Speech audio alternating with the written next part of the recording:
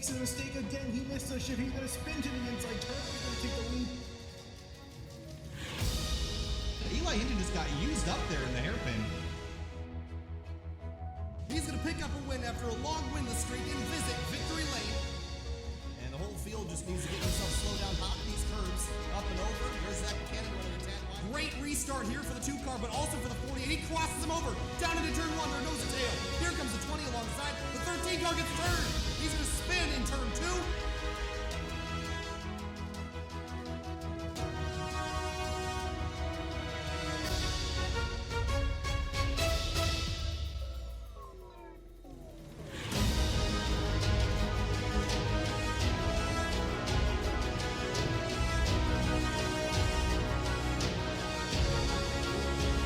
Depending on who you ask, racing is a fist fight or it's a dance.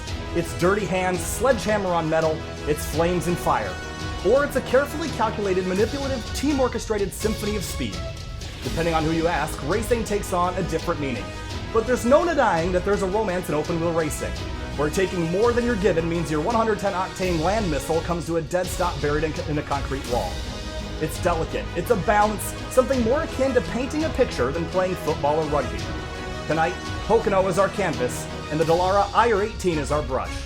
Open Wheel Racing returns to SimTV with the 2019 running of the MYLAPS Indy Elite Series. Welcome to the Tricky Triangle, and welcome to the Coke Zero Sugar 350, whose race 1 is picture perfect in this celebration of speed. My name's Kyle Heyer, alongside Finney and DeCuna for the opening round of the 2019 championship for the Indy Elite Series and the Coke Zero Sugar 350. Finney and I can't believe we're finally doing open wheel racing on the network again, and can't be more excited to work with MYLAPS, Coca-Cola Local Refresh, and the Indy Elite Series.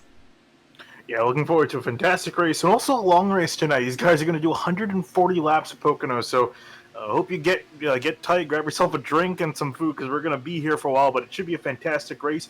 We got a lot of people on the grid here tonight. However, not everyone is going to be starting. We're only going to be taking the top 33 cars in tonight's grid. Qualifying underway, about 10 minutes worth of it. We're about 4 minutes of the way through right now, and cars are on the racetrack at the moment. There's the 007, and on the left-hand side of your screen, there's your tower ticker, and it's going to be showing you the differences between the quickest laps. And Finney, if you look at the top of the board right now, Lichtenberg and Constantini, 0.000 separating them, already starting with a tie. That's a great way to start off a season. Yeah, indeed, considering how close it is in qualifying. Looking through the rest of their grid, though, a lot of guys putting down times, but so far, not everyone just yet. We got about 30 times put down, so still waiting for some of the guys more towards the back to get themselves in and safe for the show.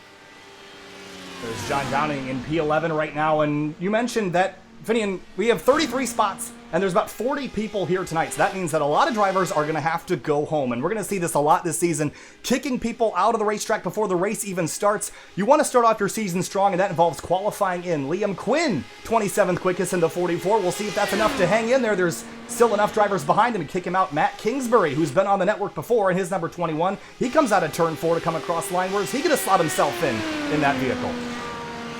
Yeah, that's a fun thing to mention, Kingsbury. There's a lot of drivers on this list that we've seen before on Sim TV, so nice to see them back on the list. But yeah, hopefully they can make it in tonight. So far, a few guys already coming out, but still waiting on guys like Tanner Watkins and Tony Schowen. Tony Schowen in number 35, he's between turns 1 and 2 right now, and we're seeing speeds well over 222 miles an hour off into the tunnel turn. Let's take a quick look at the track guide for tonight's race, Finian. 2.5 miles is Pocono Raceway, called the Tricky Triangle for good reason. It's got 3 turns, all modeled after different racetracks. Turn number 1 is 14 degrees, modeled off of Trenton Speedway, and that's probably one of the trickiest turns on the track, Finian. Really only single line through there.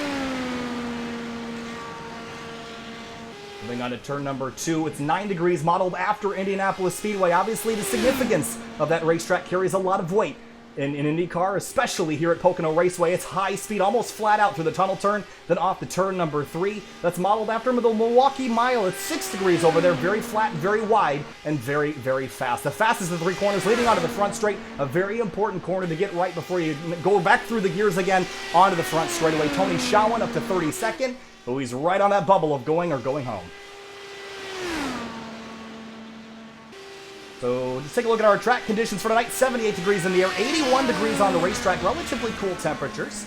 Wind only 4 miles an hour out of the southwest, and it continues to kind of fluctuate around a little bit. So it looks like the weather's going to be nice and cool for this evening's race, which means we're going to have a lot of grip and very, very fast lap times. A 40.663 for the top 2 drivers, and Lichtenberg in the number 12 sits on the top of the grid right now with 3 minutes and 50 seconds left in qualifying.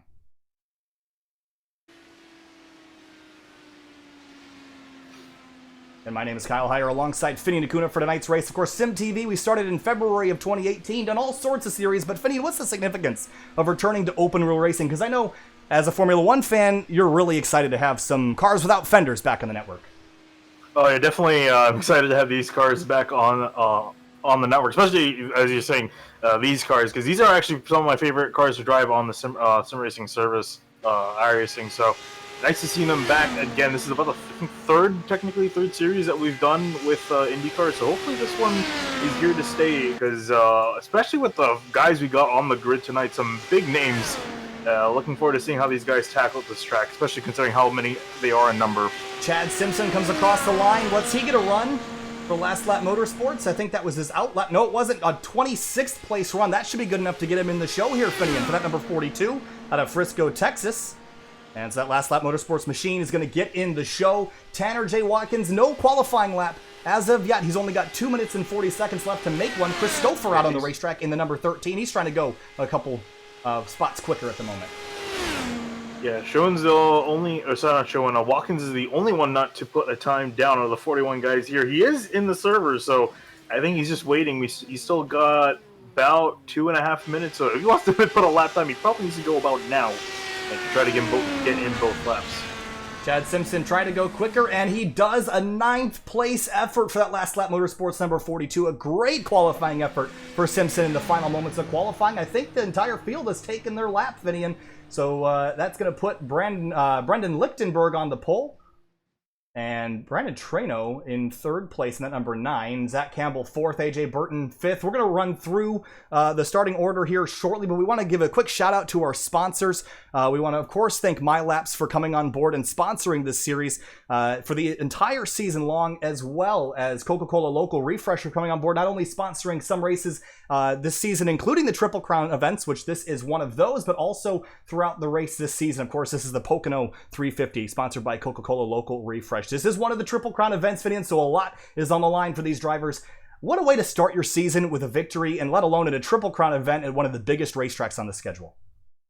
Yeah, it's one of the most, I guess you can call it historic in a way, at least for IndyCar. It's one of the biggest races on the IndyCar schedule. Unfortunately, in real life, looks like it might not be on there for much longer. Hopefully it does stay there, because I think this is definitely a staple of IndyCar racing, and I'm sure these guys are also going to have a blast tonight. If you take a look at the track conditions, and even just the sky in general, you can see overcast conditions, track very cool, 81 degrees on the track.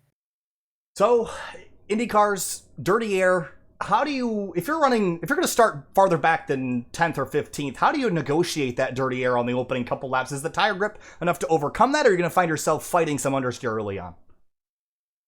I think, well, definitely from Pocono, really the main part where you're going to be facing a lot of that aero wash is in Turn 1. Turn 1's the tightest corner on the track, and also with the banking too. So you're going to end up walking up the hill quite a bit and just kind of slowing down.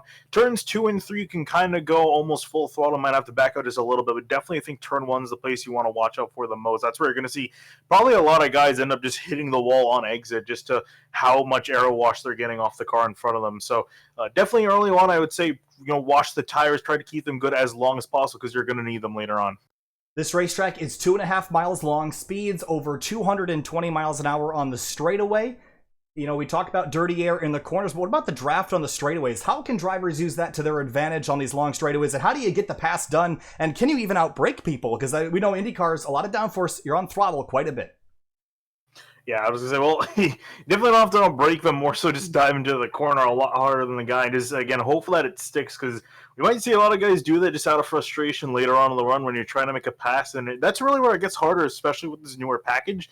With the IR18, there's not a whole lot of downforce to work with, and you're definitely going to see guys struggle with that as we get closer and closer to the end of the run and pit stops start to come into play. Let's take a look at your starting lineup because it's going to be a pretty lengthy one. Here is your grid. We got to get that. It's like started 5th for some reason, but I guess we'll jump back to row number 3. AJ Burton in 5th. Brennan Trust in 6th place. He's from Pennsylvania. Dakota DeCienzo in 7th place in that number 43, alongside Rob Powers in the number 47.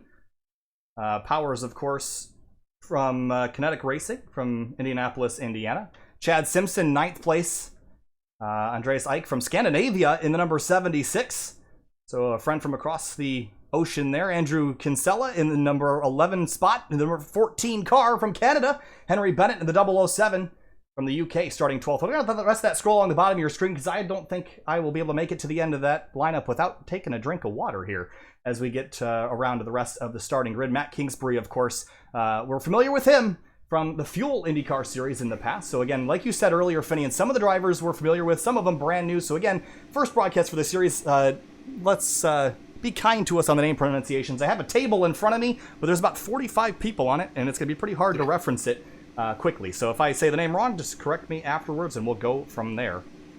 Niall McBride starting 19th in the number 41. Jeff Drake back in 20th. So 33 cars strong for the start. Of course, not all the drivers got to start the race tonight, and we'll run through the drivers that did not start the event here shortly.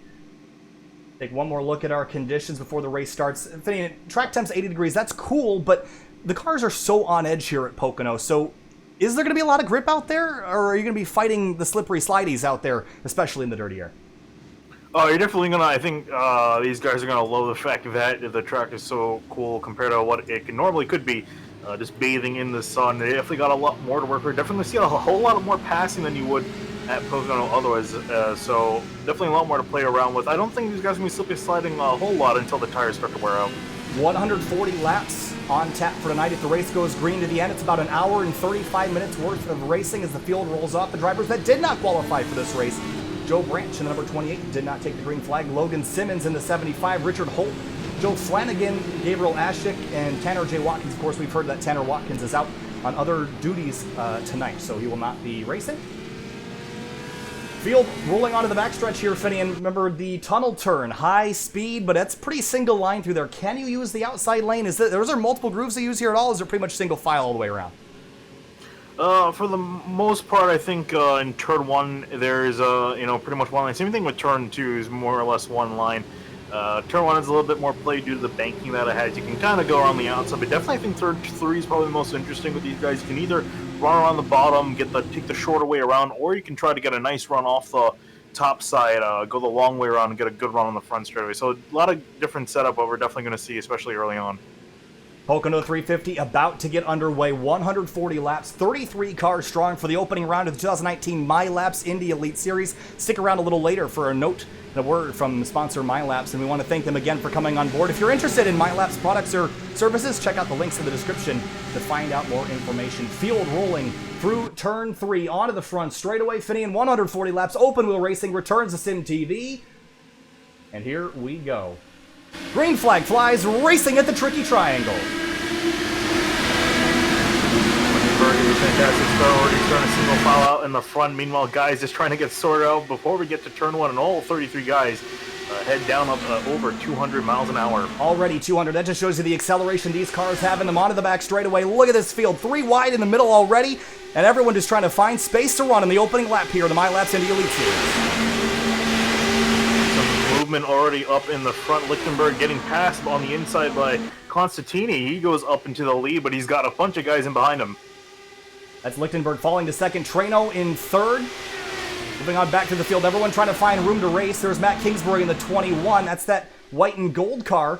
But up at the front, Constantini's got it, but it's 3 wide for second behind him as they complete lap number 1.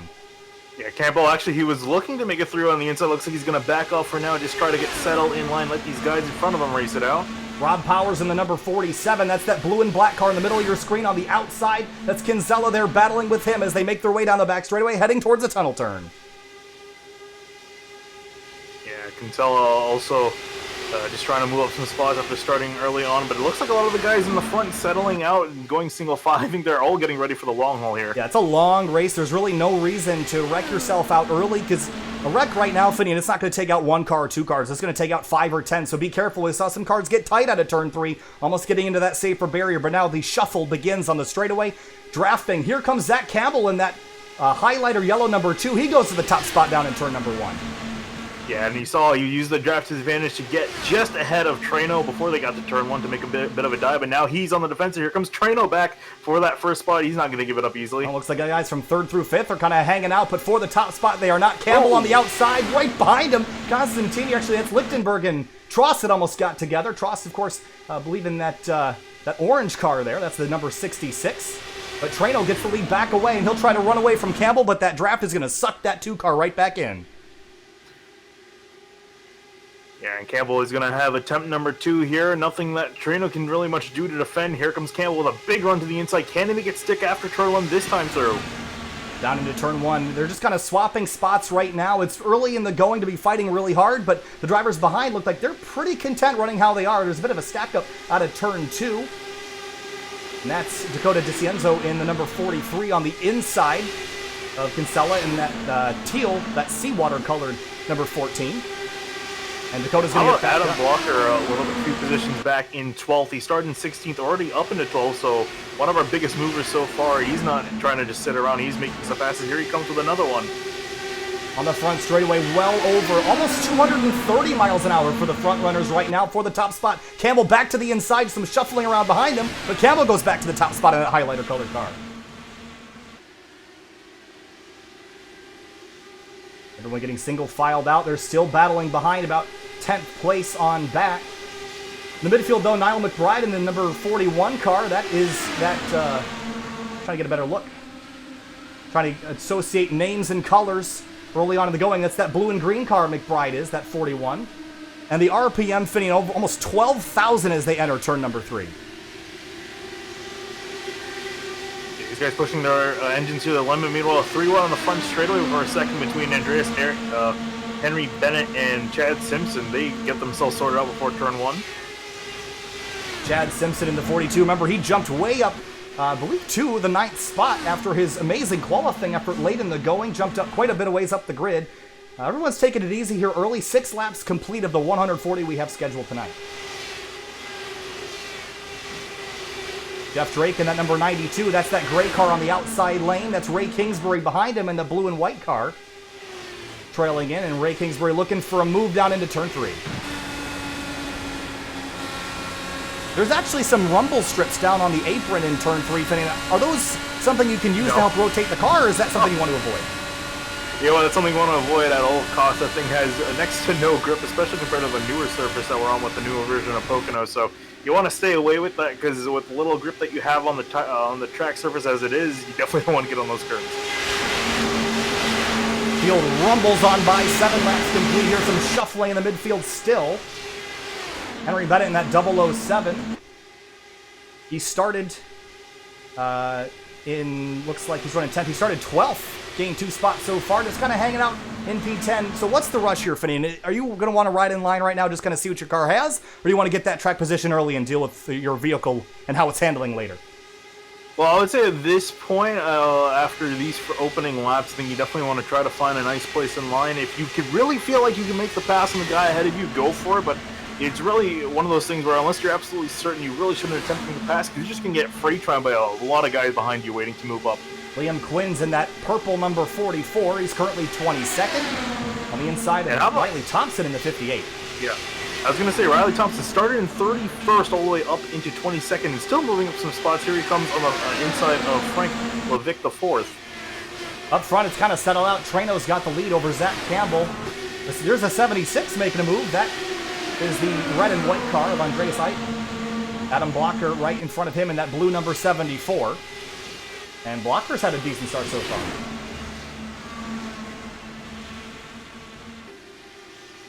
Onto the back straightaway now. Everyone, this is very clean and green race for having 33 cars in the race. This is very exciting to see this. With this many cars having this clean of a race this early is... Oh! Contact up ahead. Brandon Trost gets in contact with, I believe that is Michael Constantini. somehow didn't bring out a caution. Yeah, that's Mikola Constantini in the 066 and Tross in the 66. And I did the commentator curse as they came out of the tunnel turn here. Here's a look. Oh, they got together. Constantini on the inside. And just made some contact. There is some damage to that wing of that. Actually, was that Constantini in the outside? Yes, it was. It was the 66 that lost control there, and he does have some damage, but so does the 066, and it looks like Tross is dropping down the order very, very quickly here. Oh, and there was actually more contact in turn 1 on lap 10. Go back and check that out. Again, we're trying to figure out who everybody is early in the going here, folks, so as we move on in the series, we'll know people better, but ooh, there was some contact there. These guys fighting really, really hard. Ooh, was there some payback there down into the corner? Tross sideways, and he managed to save it in front of the field, but that was a very scary moment for Tross in the 66. Yeah, I'm not sure who's really mad with who, but I definitely think we can both agree. A bit of a disagreement between both those drivers. Almost escalated into an accident there. Chris Stouffer in the 13 taking advantage. He's up to 10th. Right now, that's that black and gold car on the inside lane. Treno's got the top spot. Zach Campbell still in second. They're way ahead of everyone. Still fighting. It's a hornet's nest back here for 10th on back. Yeah, I was going to say that accident really stacked up a lot of guys. In fact, first and second are in a world of their own. There's a big separation. You got Constantini in third, and Lichtenberg leading pretty much a pretty big pack in behind him. Buddy on board with third place, Constantini. Look back, and it's a long way. It's 1.8 seconds back to Brendan Lichtenberg in the number 12. And then you see that's AJ Burton in the 67. And then Bennett in the 007. That's that green car to the inside. And Chad Simpson in this fight as well. Some duking and diving on the back straightaway. But the only issue was between Constantini and it's Constantini. There was no N there. I keep saying Constantini. Oh. Just one of those things we'll have to get used to. Adam Dock in the 37. He's making moves here. That's that Will Power looking black, white, and red machine up to 16th place. And there is Brendan Tross still dropping spots. That damage seems to be hurting him here. Yeah, I was going to say he got away with not a whole lot of damage after the initial contact, and then after it seemed like something damaged his car. I can't see any visual damage right now, but it might be to the steering, so we'll keep an eye on the 66. Up the road, Joshua Chin in the number 93. That's that purple and white car. And Andreas in the 76. They head to the tunnel turn. Almost full throttle through here. Still, Finian, what do you think? How much tire fall off we're going to see today? I think we're going to see a decent amount, especially with the guys who are stuck in behind people for most of the run. Ooh, big battle with Chris Stouffer and Dakota DiCienzo. Yeah, Stouffer moving up very quickly in that number 13. Still lots of drafting and shuffling going on. The front is all separated out, but everyone from about 7th on back is in one big fight for position. And a lot of opportunistic moves here early in the going. We're about 10% of the way complete with this race, and we've seen some spectacular racing so far. Still lots to go. AJ Burton and Lichtenberg, they're side by side up through the tunnel turn. Yeah, and so far no retirements in this race. Everyone that started this race is continuing on going with pretty decent pace too. So no one with terminal damage, although we have seen a few guys get together so far. Big gaggle for 9th place. And one car was down there on the curbs. That was Stouffer in the rumble strips in turn 3, so he managed to get on him without crashing himself. Big blocks getting thrown there. That's 14. That's Kinsella throwing a block on the 66 of Tross. And look at this fight. 2 by 2 by 2 by 2 down into turn 1. Yeah, that's where you got to be careful, especially if you're Kinsella on the inside. You see him just trying to make sure he doesn't get into Simpson and comes up behind. And now he lost a lot of momentum. Here comes Austin Speedy. We'll go with that for now. I'm looking on the pronunciation. No pronunciation given, so Espedy, we'll get corrected later, I'm sure. That fight, that was 2 wide, 4 deep, has now singled it back out, but Kinsella taking a look on the outside in turn 3, carrying more momentum around the outside of, I think that's Simpson in the 42. Yes, it is that he just got around. And Stouffer, he started 23rd in that number 13. He is flying right now. Probably one of our biggest movers so far.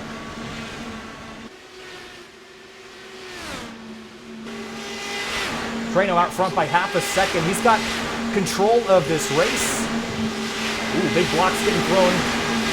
The mid-pack, that was one of those purple cars. I believe that was Joshua Chin. Yes, it was. Through a block, but it didn't work. Tross back to 11. So whatever damage he had, doesn't seem like it's affecting him too much. Actually, that car looks okay.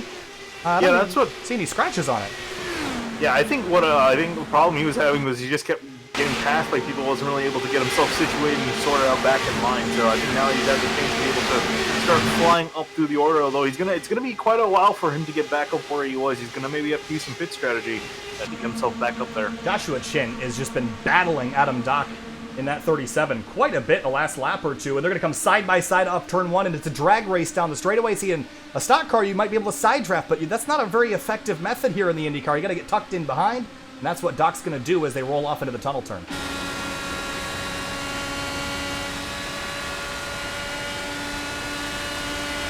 227 miles an hour. Look at the understeer that Doc had into turn 3. Slipped up the racetrack, but it's going to get a much better exit than Chin. And look at this run right past the 93 on the inside on the front straight. Yeah, he's just trying to get ahead in front of Chin. He's running out of steam here as they head off into turn 1. Still side by side, Chin on the outside. He's going to block off and try to build up a run out of turn 1. Niall McBride, that's that blue and green car right behind them. He's 15th. In that number 41 car. He's looking pretty aggressive here and just kind of waiting for these two to hold each other up. Up ahead, Brandon Tross making another pass on Chad Simpson, so Tross now finally back inside the top 10. Yeah, he's recovering very nicely, and taking a look at his car, I really don't see any visible damage, so he might have gotten away with it. Let's check in on Costantini, though, in third. Yeah. He does have some wing damage to that left rear.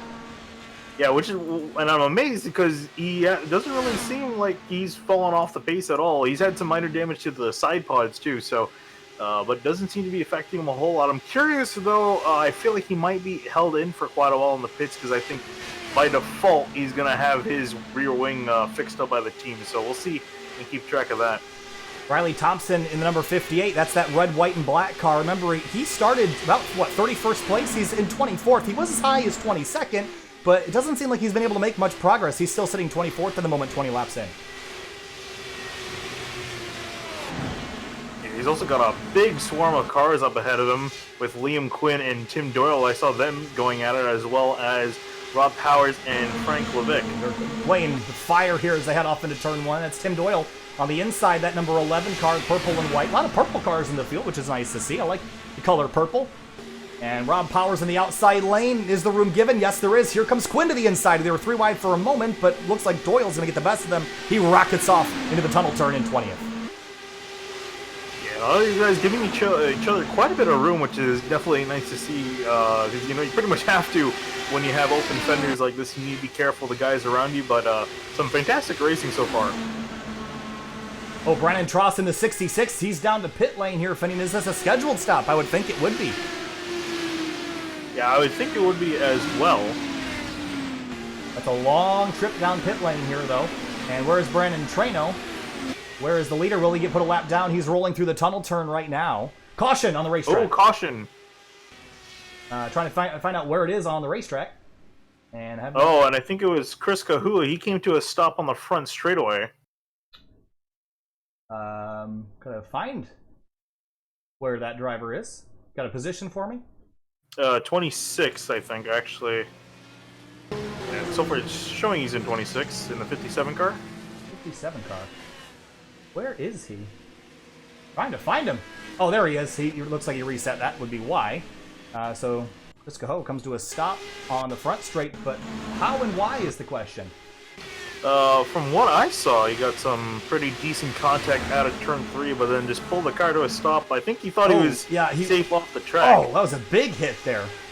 Yeah, it was to the outside of somebody, got real tight out of turn 3, but then just came to a stop, and that car probably terminally damaged. He probably did think he was clear off the racetrack, but Pocono, like we've seen this before at Pocono, it throws a caution for pretty much anything under the sun. So our first yellow, 22 laps into the race, the 57 off the racetrack here, but Trano leads. And how about Brandon Tross? He's going to stay on the lead lap, and he'll stay out. So this might work out for that 66. Yeah, indeed it should. And I think also Costantini is also happy of seeing that caution. He can finally get some of his damage fixed. And he's going to need it because now he's going to be in traffic. So he's going to need every part of that car he can get with as far as aero is concerned. So has a chance to repair some damage to that. But I'm sure Trano and Campbell were a little bit disappointed because they set off like a rocket from the rest of the field, and no one could really catch them at that point. Yeah, so drama here early with the 57. Chris Cahoe out early after contact with the wall in turn number 3.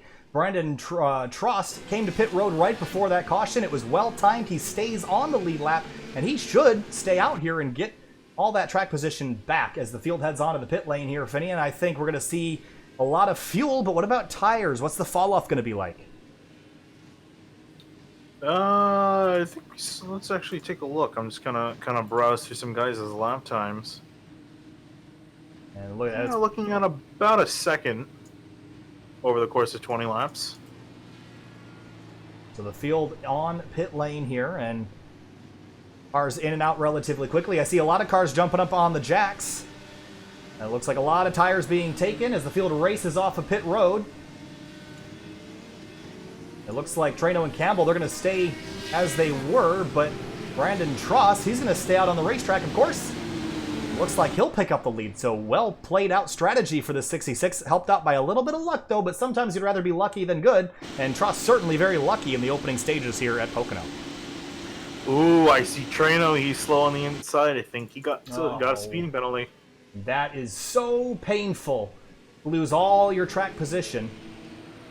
Oh, I see exactly why he tried to be a little naughty on the exit of pit road. He disengaged his pit limiter a little bit early, trying to, I think, beat out, that is Campbell to the line, but it was a little bit too much for the officials, and they slapped him with a pit penalty. Wow, so end of the line for Brandon Trano for the restart. So what started out so nicely for the 9 is going to go very poorly at the first caution.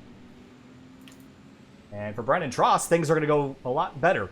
He's up leading the race now with Zach Campbell in second, and Costantini all the way back in 29th. So repairing that damage, very costly for that 066 car. Okay, so drama here early with a couple cars, the 066 and the 66 getting together, and it looks like it's worked out a lot better for Trost than it has for Costantini. And then, of course, the 9 car Trano getting caught for a pit lane violation. And, of course, Trano with the Broken Arrow, an Evolution Racing Team group out of Cherry Hill, New Jersey. As we get the 1 to green, lights are off on the pace car. Nice quick yellows here at Pocono. And the field's going to line back up. Single file restarts. That's a lot different than the stock car stuff we're used to seeing. And how do you manipulate the restarts here in an Indy car to be the best you can? I mean, you can't really get yourself a jump. You get yourself penalized. So how do you get a good restart in a single file line?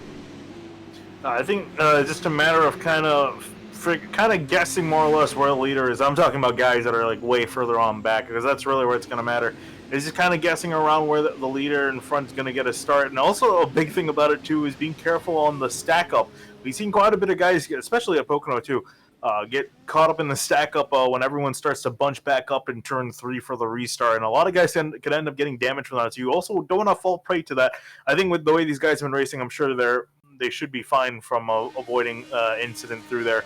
But really just a matter of getting a good jump. Try to look a few guys ahead of you down the line, not necessarily the guy in front of you to get a good jump.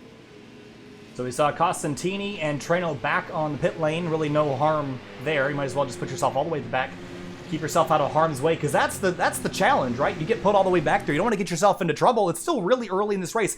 Only 24 laps of 140 complete. So we're going to see a lot of racy drivers here at the start trying to get some track position, and if you're at the back, you're Costantini or Trano, you don't want to throw away what you had early in the race. You have speed, you have skill. Don't throw it away in an accident here still early in the race. So the pace car going to make that hard left back to pit lane. We'll try this again, restarting on lap number 25. Still about an hour and 20 minutes of racing left. So we got a long way to go. Flagman still got the yellow in hand. He's going to trade it for a green, and it's going to be Brandon Trost in the number 66, that orange and white car, taking them back. Green flag back in the air, racing again at Pocono. Look at Trost all the way down to the checkered pavement, trying to break that draft. Yeah, and everyone else sneaking in behind, trying to get a draft. He's just trying to avoid anyone getting to him before turn 1, as everyone goes out and fans out into turn 1. AJ Burton and Chris Stouffer, they were battling hard for third place. Looks like Stouffer is going to try to take that spot away, but Burton gets a much better run on the outside lane, side by side for third. For the lead, Trost has it, and Zach Campbell wants it. He's been sitting in second most of the race. He wants the lead. Stouffer is going to get the better of Burton through the tunnel turn.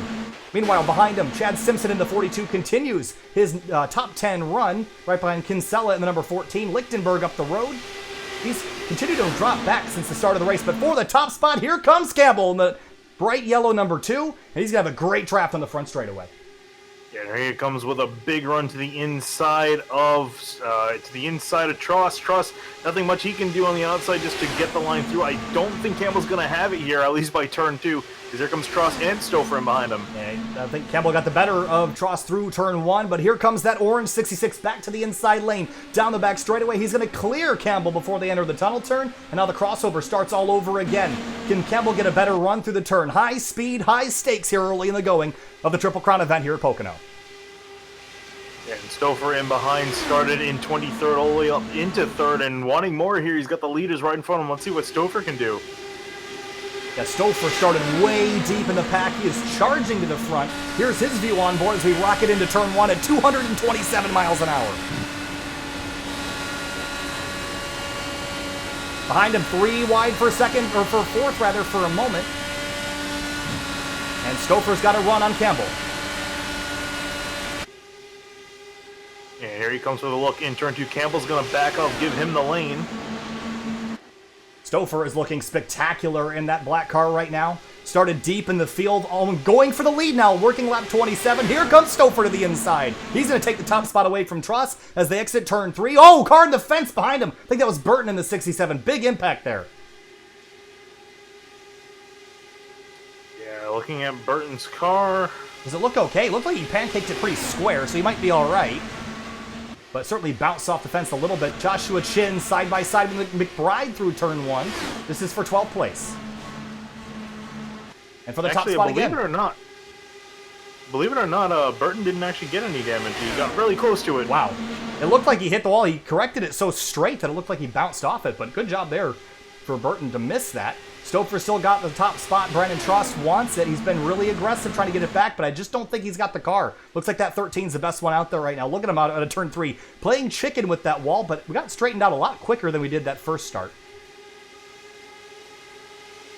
Even deep in the field, I saw 3 wide. In behind, Austin Spesky in the middle of it. And that's that 77 car running 9th right now. For 2nd place, though, Trost and Campbell trading spots. Number 2 car taking a look to the inside. He's going to think better of it and back out before he gets to the corner. Try again later. Tim Doyle in the 11. He's side by side with Frank Levick 4th.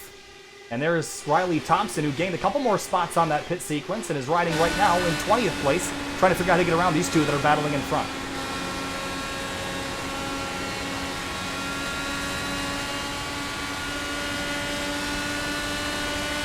And he's going to go right around Levick on the outside lane and follow Tim Doyle off into the corner, staying in 5th gear through most of it. So playing with the gearbox at an oval fitting, that's a kind of a foreign concept to a lot of people coming from the NASCAR side of things. Why do you shift, and why would you not shift? Yeah, it's kind of a weird thing to do, you know, as you're saying, pretty much shifting on an oval during the race, not just getting up into the gear you need, but doing it while you're in the race. You know, you can get more oomph from the engine in the lower gears. Usually when you're by yourself, once you're in the draft, definitely want to be in 6th. As you can get up to a higher speed. It's kind of just the way these guys have their gearboxes configured, so you might have to play around with a little bit. On these bigger ovals, not so much, but you'll see guys going from 5th to 6th here and there. Stouffer and Trost, they were trading spots back and forth, but Stouffer won that fight. I don't think Trost is done yet, though. I thought Stouffer had a much better car, but it seems like Trost is kind of sticking with him. And so the adversity early for the 66 is turned into battling for the lead. He's going to dive under the tunnel turn. He'll take that spot back, and now the top 5. That's Adam Blocker in the 74. He's kind of caught up to this group, so the top 5 all fighting for a spot. Brendan Lichtenberg in 6th, just watching from a half second behind. Yeah, Lichtenberg, our pole sitter, started up in the front, has been kind of mired back just a little bit. Not all the way in the back, but just mired, kind of just watching everyone else go to the front. We'll see when he returns up for a charge. We have Blocker now making some moves now to the inside of Stouffer. Yeah, so Stouffer went from 1st to 4th in 1 lap, so something not right. Didn't get a very good run that last time through. He has to build up the momentum. A lot of momentum driving here and carrying speed and not getting held up. Behind, Henry Bennett and Brendan Lichtenberg fighting for 6th. This is getting dicey, and that's Andrew Kinsella behind. Yeah, no. Let's take this moment to just look back at where Brandon Trano and Constantini are at. Yeah. They're in 20. Yeah, Trano had an issue on lap number 29. Actually had an issue with Powers. And so, looks like Powers is okay. Trano, however, I'm trying to find where he is. He's in 20th. Looks like he got away without any damage as well. So, we heard that there was contact on lap 29, but they're both going to drive away without too much issue. Big fight for 9th place, though. It's Kinsella, Simpson, Doc, Speedy, and Niall McBride all in this fight. And McBride's following it. Joshua Chin in this fight as well. Look at this. This is getting tight out of the tunnel turn.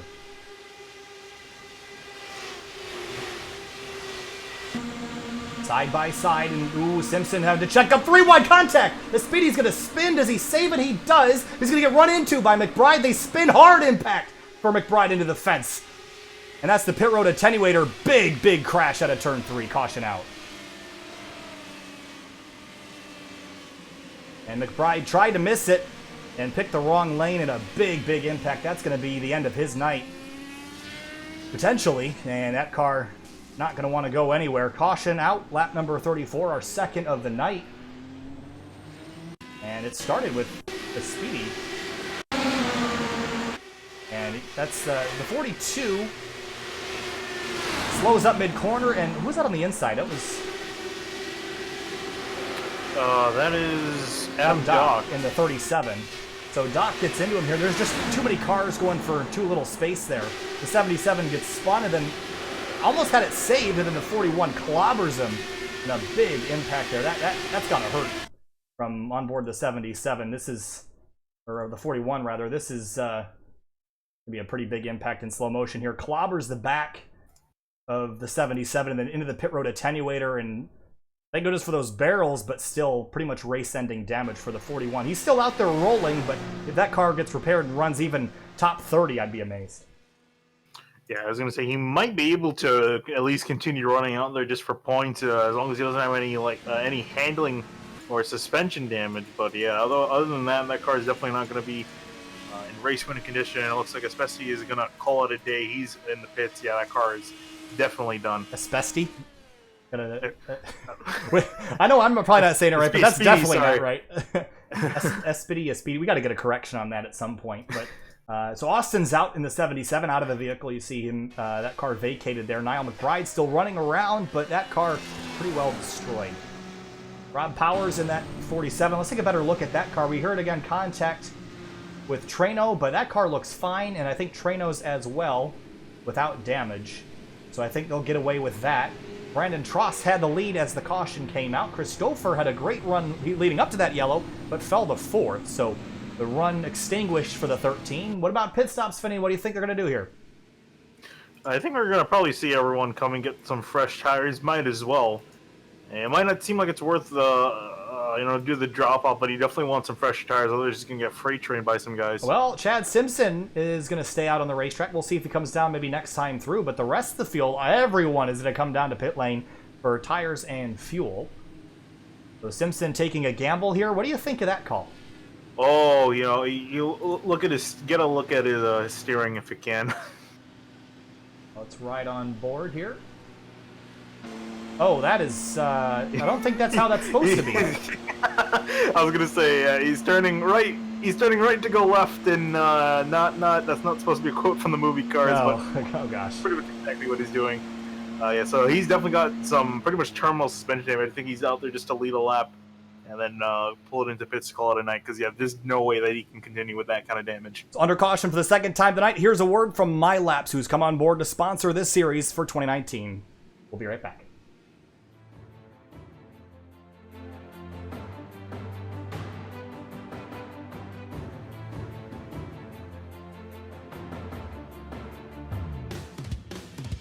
To get the best result, it's all about ambition, hard work, and doing the right things right.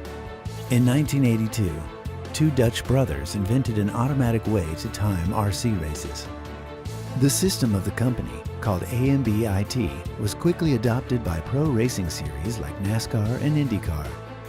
Automated timing for mass participation sport events was also invented in the Netherlands by Champion Chip in the early 90s. giving athletes a personal chip time of their performance. In 2008, the two companies joined forces and MYLAPS Sports Timing was born. We never stop innovating with state-of-the-art timing systems and digital services to enhance the event experience. With our X2 platform, we bring motorsports timing to a whole new level with two-way communication. Our event app and photo video create the ultimate event experience for athletes and fans with live data and personal content like photos and videos. SpeedHive provides a pro-level racing experience for amateur and club events by analyzing personal data. We capture performances of over 20 million racers and athletes every year and use live data to spark emotions.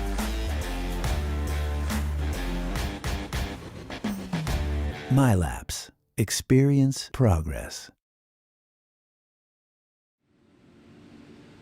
Welcome back live to the Coke Zero Sugar 350 at Pocono Raceway, the first race of the 2019 season for the MYLAPS Indy Elite Series. We've had 2 cautions so far, Finney, and it's been wild. Coming to the restart here shortly, what do you expect? We did see that 42 of Chad Simpson come down to pit lane to fix that car, so he's still in pit lane and will probably not get back out before the restart.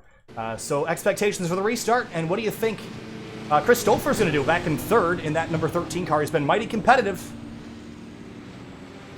I think he's gonna definitely go for it. Definitely looks like he could be a competitor tonight. Also, how about AJ Burton? I don't think we really mentioned his name for the most part in this broadcast, but he's just been kind of sitting up here quietly with everyone else. Hasn't really made a whole lot of moves, but has got himself in a good position. So let's see what the 67 can do on the restart if he can put out anything for Campbell.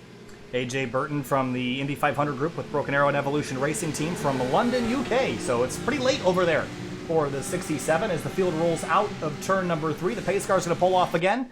And for the 3rd time tonight, we're going to pick up a green flag.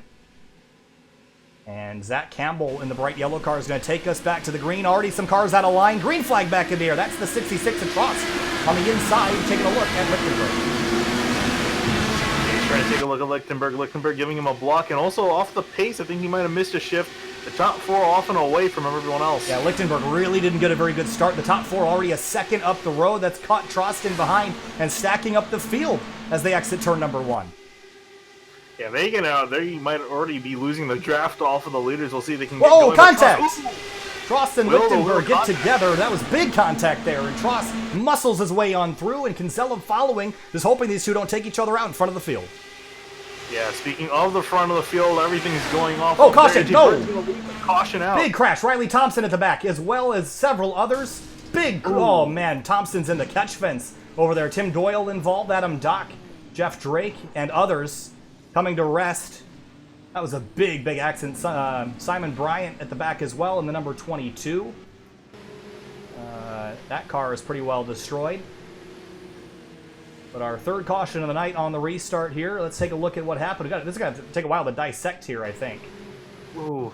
But this, I think, started with Riley Thompson in the 58. Yeah. And here's a look at it.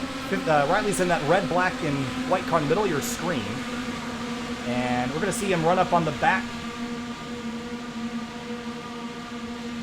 of... Oh, that was... Oh, man. That's just a terrible accident. There's too much going on there to even call it, but Adam Dock in the 37 is the car he was running up on the back of. And Tim Doyle had nowhere to go. He gets collected. Wow. What a terrible accident. Dock ends up suspended in the catch fence. Yeah, there are a bunch of guys doing barrels also in turn 3. Levick and Simon Bryan went both end over end. There's Levick's view in the 31. Just following this, and all of a sudden you see smoke, and there's really nothing you could do. He almost got through, and gets clobbered at the end, and gets tumbled over. So that was just a big, big accident here. Go back and look one more time in slow motion as Adam Dock takes a ride into the fence. Oh, wow! Right on board with Michelle. No, how do you say? Michela. Michela. Michela. Yeah, Michela Constantini. he had a fantastic view. I think you'll love this one. It's pretty much one of those seas parted sort of incidents. So here he is through the tunnel turn and entering turn 3. See the field up ahead, everyone's duking and diving. They're going to come off into the corner. You see cars slipping, sliding, and wow. Oh, he did get some damage there. Look at the save that Costantini did to get through that. Phenomenal stuff. Let's watch that again. That was awesome. Wow. That's just one of those moments where you just close your eyes and you just pray you make it through. Of course, for a lot of the other drivers, big impact. So a lot of cars taken out in that accident here early in the going, and pit road is a very populated place with cars crashed in that wreck. Yeah, and I think a lot of guys is trying to maybe get their car in position where they can at least maybe pace or putt around for a little bit, but definitely a lot of guys, particularly in that wreck, taking out with damage. Yeah, it really stinks for drivers like Tim Doyle. There was nothing that he could do to get around that. You see he and Chad Simpson out of the car. Actually, Chad Simpson, excuse me, that's behind him. That is Riley Thompson's machine. Chad Simpson is out on the racetrack, and you know what? Maybe that accident that he had and the damage that he had to fix was a good thing because he's still running, and a lot of drivers that were in front of him are now behind him on pit lane with pretty much destroyed race cars. So for Simpson, this works out. He's still 1 lap down. Tim Doyle is not back in the car. He's still on the lead lap for now, but that crash taking out a pretty decent size of the field. We're down to about 23 cars left running on the racetrack. 24 if you include Simpson. So AJ Burton is the one leading this race. He got around Campbell and Stouffer while that action was happening, and we have 100 laps to go when we cross the line.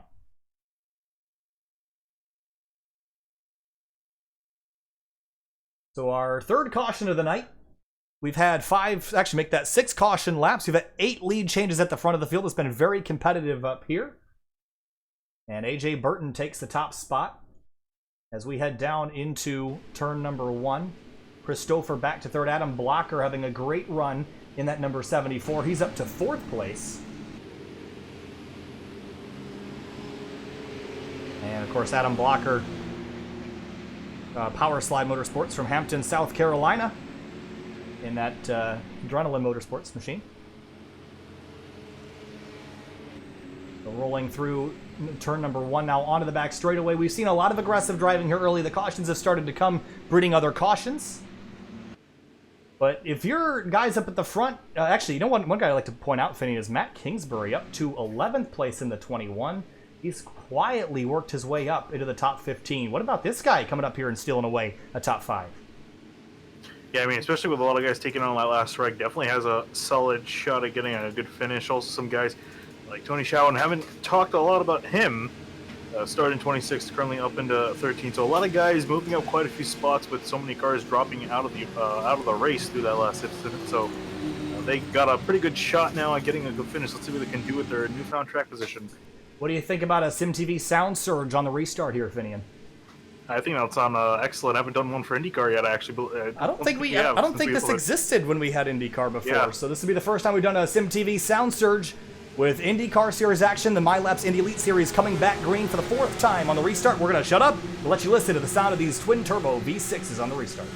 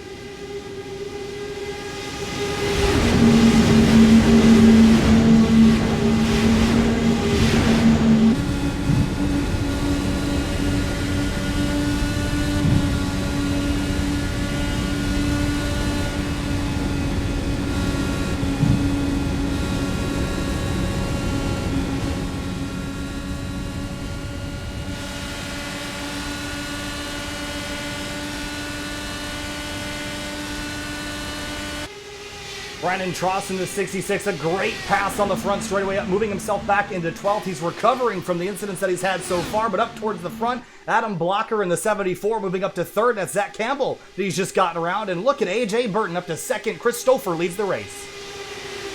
Yeah, Stouffer coming into his own now. We'll see how long he can stay there. Burton's been making a few moves. Here he comes now with a big run to turn 3. He's going to wait on it and sit in behind. Adam Blocker goes way outside. I don't think he wanted to lift, so he's just going to take the longer way around to give up some of that time. And now take a look at 2nd on the front straight. Everyone single file, but duking and diving, breaking the draft. There's, whoa, look at that.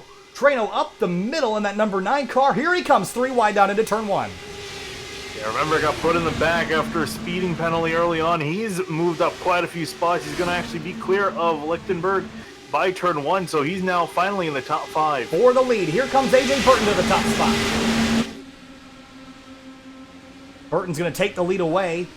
Stouffer crossed him over, though. He's going to have a run heading to turn number 3. Look at this run, but he's going to sit on it now. Here comes Campbell with a huge run to the inside lane.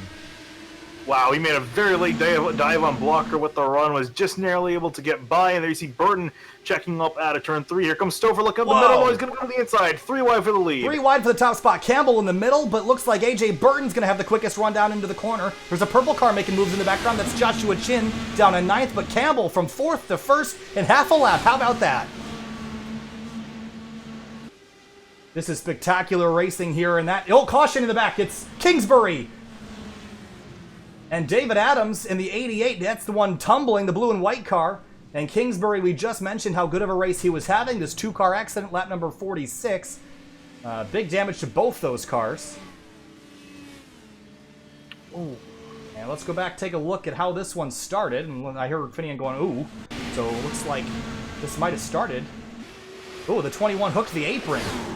And that's how that started. Oh, big impact into the inside wall. Yeah, that was the one I was oohing about. Yeah, that was a pretty hard lick, and that sent David Adams tumbling end over end in the straightaway after turn 1. Yeah, there's that 21 catching the apron. And look at, you know what that reminds me of is Scott Dixon's 2017 Indianapolis accident, how the 88 kind of took flight after he rear-ended the 21. But Adams, nothing that he could do as he went tumbling on the back straight, then gets kind of tipped over by the 21 once they stopped rolling. But here is a slow motion from on board the 88, and nothing he could do, gets launched up on top of Kingsbury and gets dragged along into the fence and just along for the ride at that point. Another violent accident we've seen. A lot of violent accidents here tonight, but here it is again at full speed. Oh, man.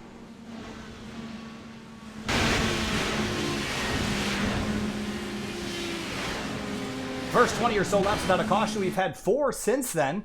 And we've had, the last wreck took out 7 cars. That one took out 2. So we're dropping entries here, Finian, as we work closer to the halfway point of this race, which will be lap number 70, about 23 laps away from that.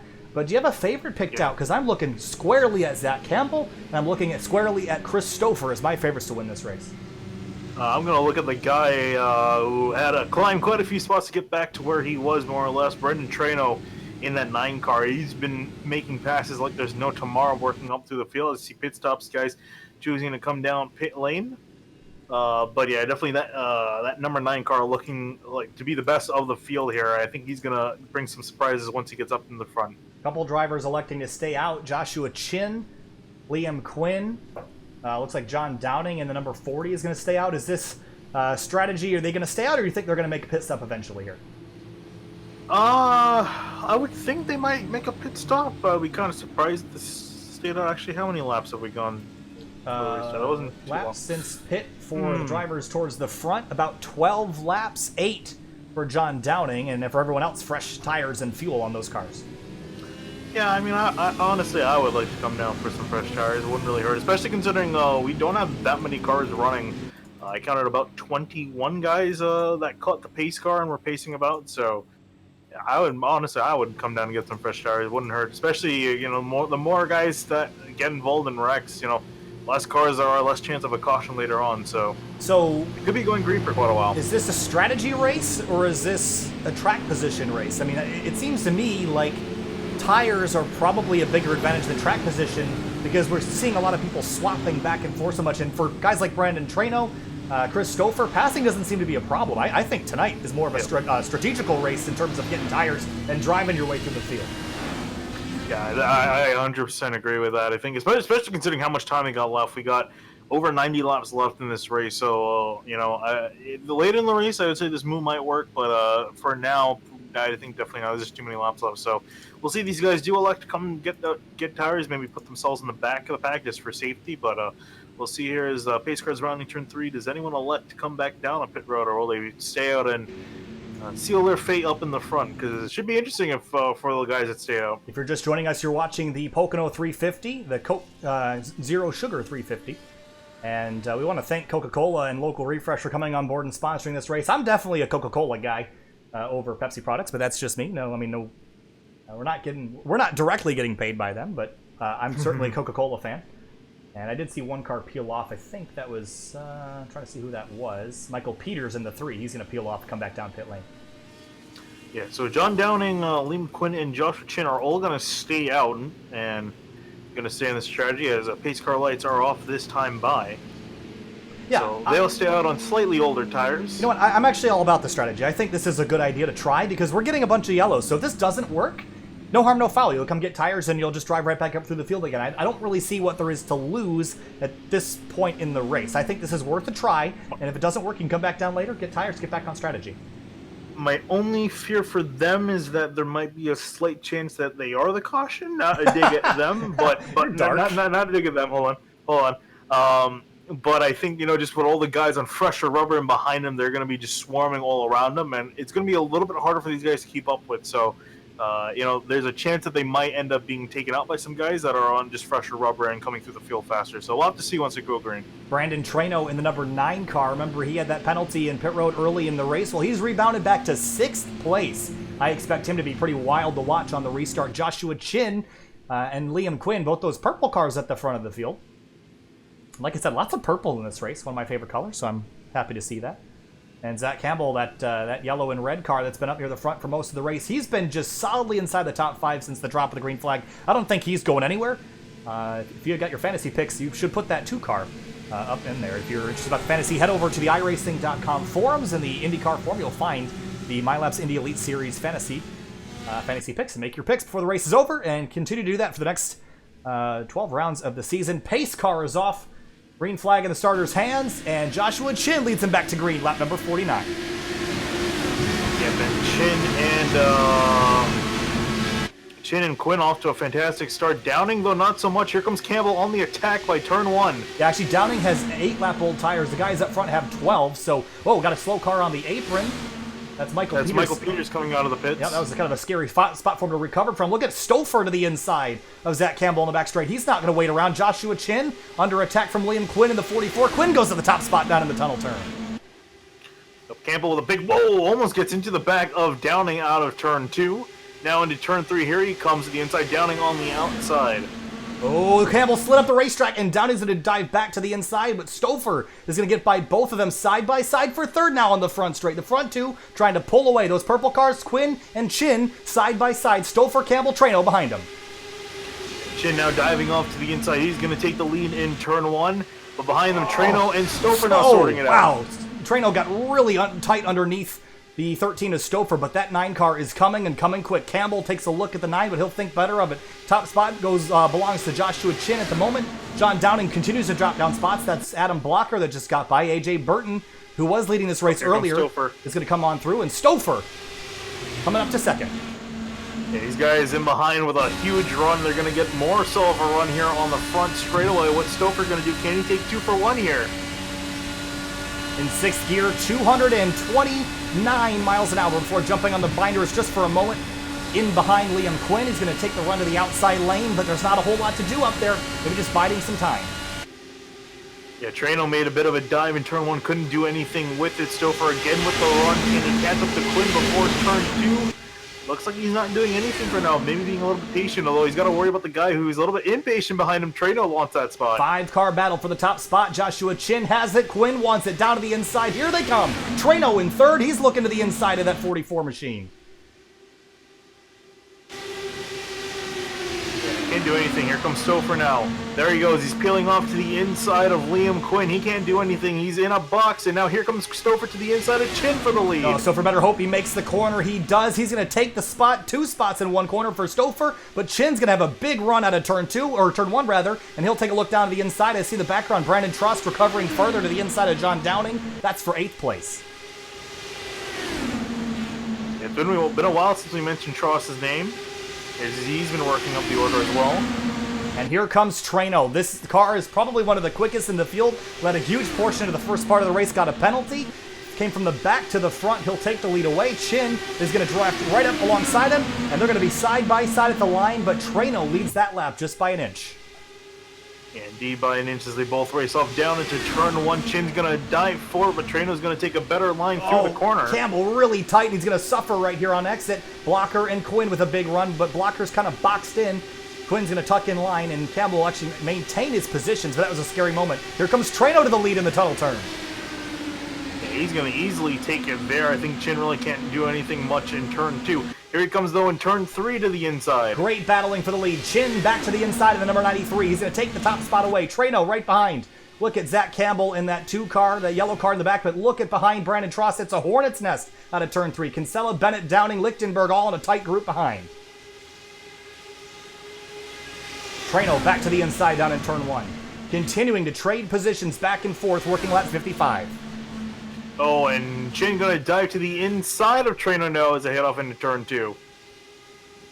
Trano, Chin, side by side. Stouffer behind, watching these 2 fight. Are they burning up their tires? Does it matter for guys like Joshua Chin? They're already on older tires, maybe just trying a different strategy. But do you have to worry about wearing your stuff out?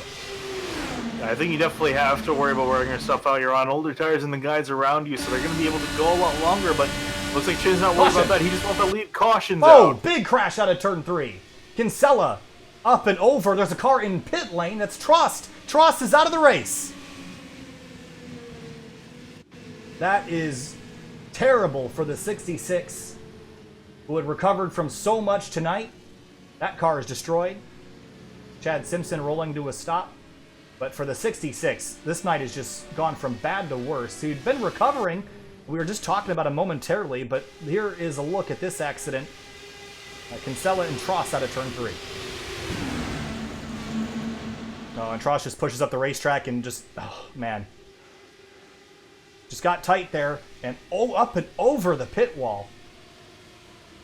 Big, big crash there.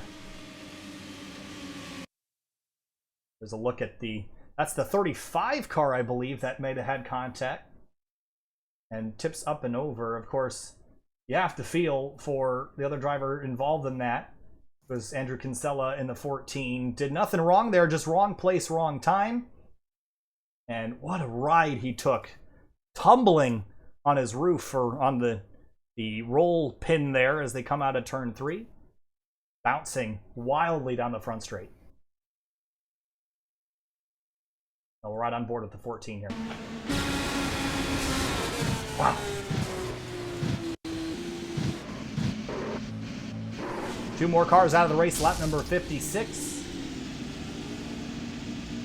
And we'll ride on board as well with the 66 of Trost. And you know, this is just I don't think there was anything intentional here. He just understeered and didn't have enough wheel in it, had too much power. He gets clipped from someone underneath, and look at the ride Trost went on as well. Yeah, that was Shawn that actually clipped Trost. But Shawn not getting any damage to his car, so he'll be able to continue on. All right, well, pit stop's underway, and a couple drivers staying out again, and the 52 of Dan Lee Ench out front right now. And that car, we haven't really talked about him a whole lot tonight, but that green and white IR-18 sitting at the front of the field. And of course, Kinsella, look at this car. He's just out here rolling around to get back to the pit lane, but that steering wheel is off about 110 degrees. Yeah, I think he's going pretty much almost full lock on that wheel, just trying to keep it going straight. You can even see visually just the wheels locked almost dead right, trying to just manage to go straight. So yeah, that car not going to be able to continue out for much longer. Yeah, there's not really a whole lot you can do to fix that. I mean, you can put bodywork back on it, but there's more than just the suspension components bent. I mean, the rack's probably all bent sideways as well in there, so that car will probably not be able to make more laps here tonight, which is a real shame, because he had been running himself forward, as well as the 66 of Tross. Remember, Tross had recovered from the accident he had earlier in the night with the 066 of Costantini, and not a great way for Tross to end his evening. So that car is running, and he has gotten back in it, but I don't know. Well, there he goes, jumps back out again. So Dan Lee Ench out front right now. Kinsella second. He'll give that away to Ray Kingsbury here shortly, one of the other Kingsbury brothers. Of course, we saw Matt have an accident earlier, but Ray, sitting third right now, will be second shortly. Looks like pit stops underway as well for a couple more drivers. That's going to cycle some people out.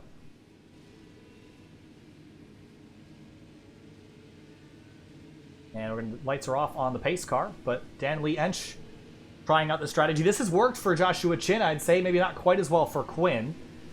And definitely not for the other drivers that stayed out.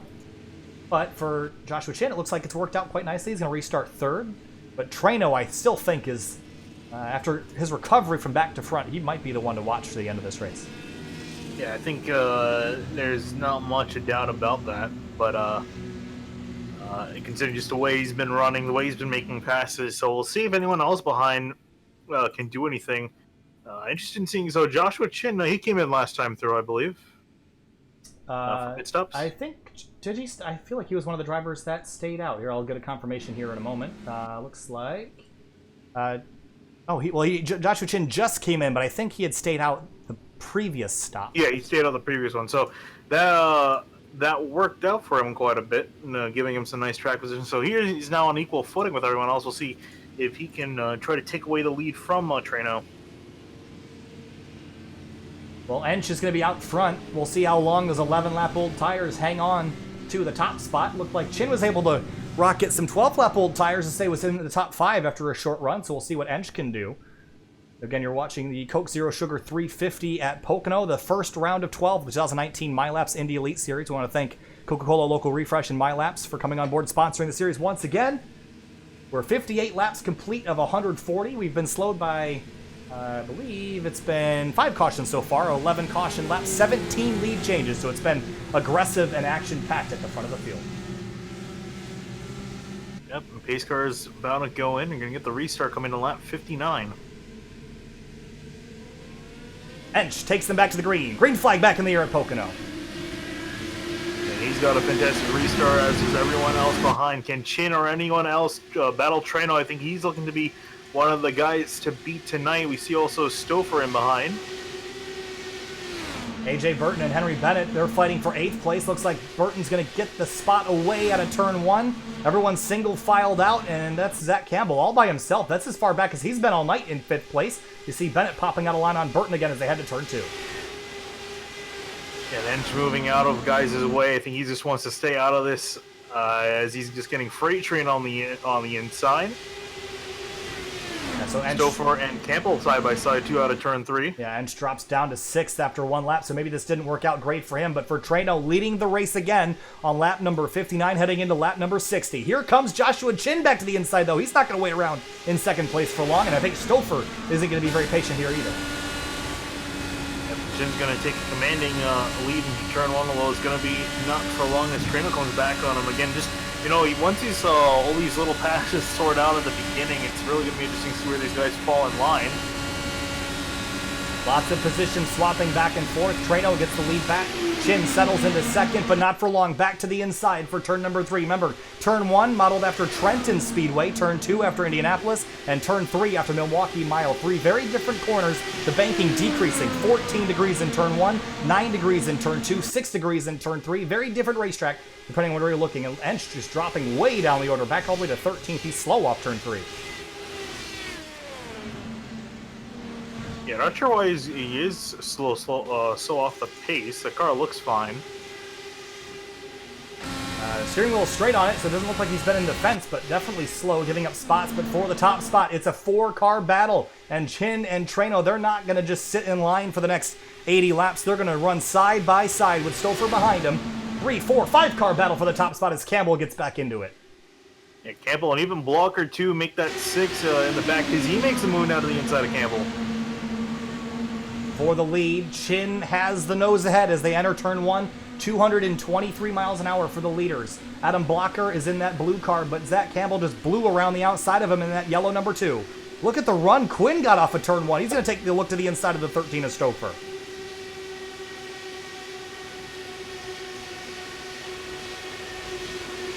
Oh, William Quinn trying to slide up in front of Stouffer, can't get it done, but meanwhile Treno and Chin going back at it. Battles in the front, battles in the back, battles in the middle. There's battles everywhere to be had in the MYLAPS Indy Elite Series.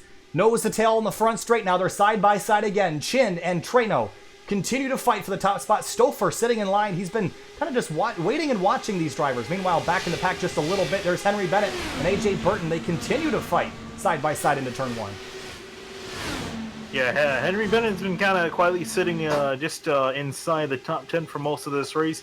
And he's just kind of tagging along. We'll see if he can catch up with Burton as Burton tries to lead, reel in the top 6 who have broken away. There's Brendan Lichtenberg, who started on the front row earlier tonight, but has just steadily dropped back and is trying to recover his way back forward. He's fighting John Downing on the inside, and that's for 9th place now. Ooh, towards the front, though, Joshua Chin, Brandon Treno. Treno taking 4 lanes over on this straightaway that's wide enough to land an airplane on. Treno all the way down 4 lanes to take the lead back away from Chin. Yeah, I'm curious what Stouffer's going to do here. He's looking to be the most patient out of the leaders. Just kind of waiting in. Does he pick now to try to fight Chin for second spot? Indeed he does. Around the outside he goes.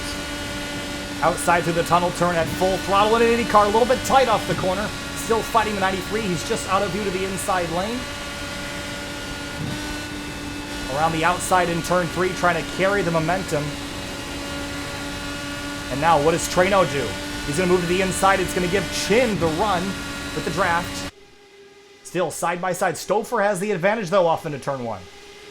Yeah, even with Treno giving Chin the draft, Stouffer is able to take the spot. But here comes Chin with the dive in turn 1. He's going to wash off the hill. Stouffer's going to take it around. And here comes Blocker now for 3rd place.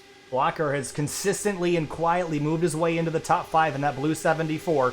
Takes the spot away from Chin and sets his sights on the top 2 drivers. Treno, Stouffer, your top 2. Tony Schauer, remember, he narrowly missed that last accident right ahead of John Downing. Just takes 10th away from the 40. And deep in the field, Ensch, who restarted. Oh, caution. Oh, it's Blocker flipping wildly through the air. Oh. And Blocker out. Take the camera off him for one moment. They find a way to get into an incident.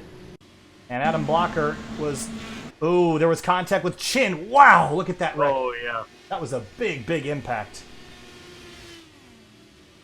And yeah, that was the same thing we saw with the 66 earlier. His Chin just washed up the hill. Yeah, and that was Chin just diving it into the corner and then the wash up. Nothing really much Blocker could do. There's a look from on board the 93. Drives off into the corner. Ooh, did he clip the rumble strips a little bit? That might have helped. Oh, you see the wheel all the way to the left, trying desperately not to hit that 74, but couldn't. Yeah, that was just more of a, kind of dive and I guess try to do a NASCAR slide jump, but you can't really do a slide jump in these things. And just washed up the hill, and again, nowhere for Blocker to really go, and was just almost able to get around it, but unfortunately made contact, and he's going to be out of this race. Well, at least he got some good airtime there for a little bit.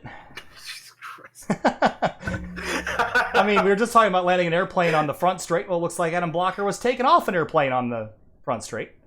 Although I'm sure he'd much rather be driving a car than flying a plane. Otherwise, he would have entered the Red Bull Air races. Yeah, he's not too happy with Chin. Because Red Bull's not a Coca-Cola company, is it? The Monster Energy Air races. Oh. Field down to pit lane. Treno leads him down.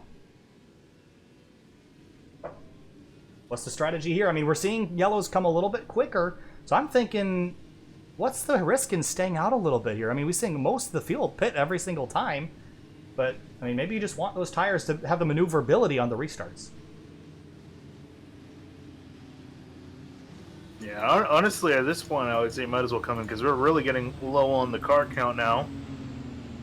Yeah, we're losing drivers left and right here in the late going. We started off with 20 laps of perfectly green flag racing, and since then we've had a couple incidents, taking out a couple cars at a time. As the field rolls off pit lane, it's going to be Treno, Stouffer, Chin, Quinn, Burton, your top 5. Campbell, the lowest he's been all day, in 6th place. That just tells you how good of a day that number 2 car is having.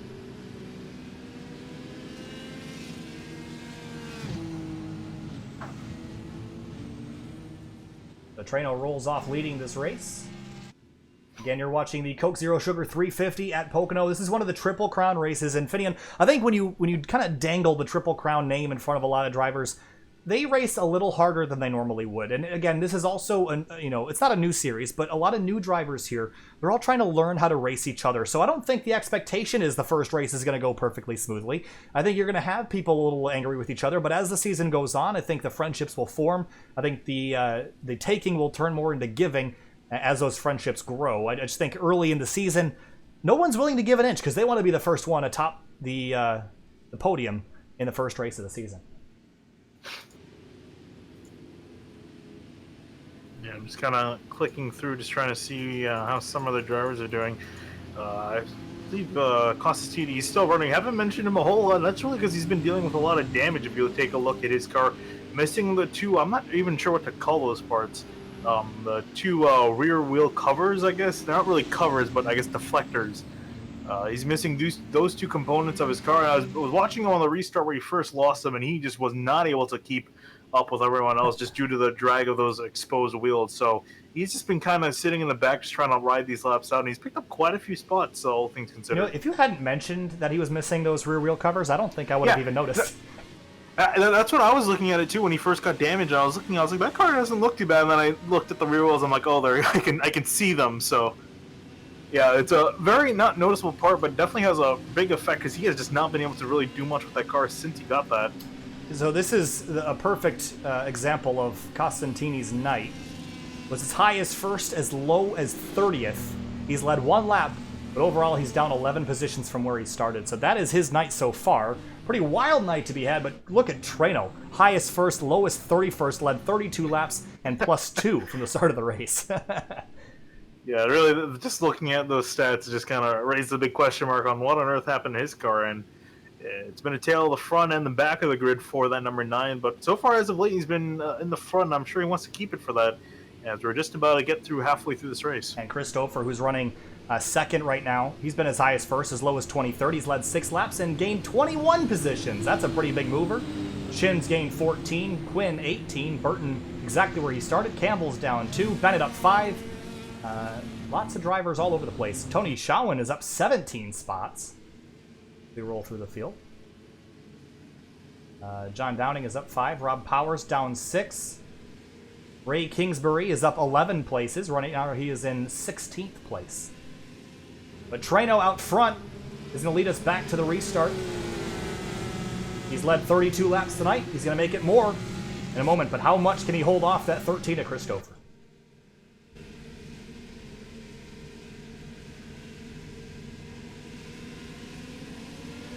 Green flag back in the air. Ooh, a stack up there that kicks somebody out of line. I think that's Henry Bennett in the 007. Some cars heading to pit lane as we restart lap number 68.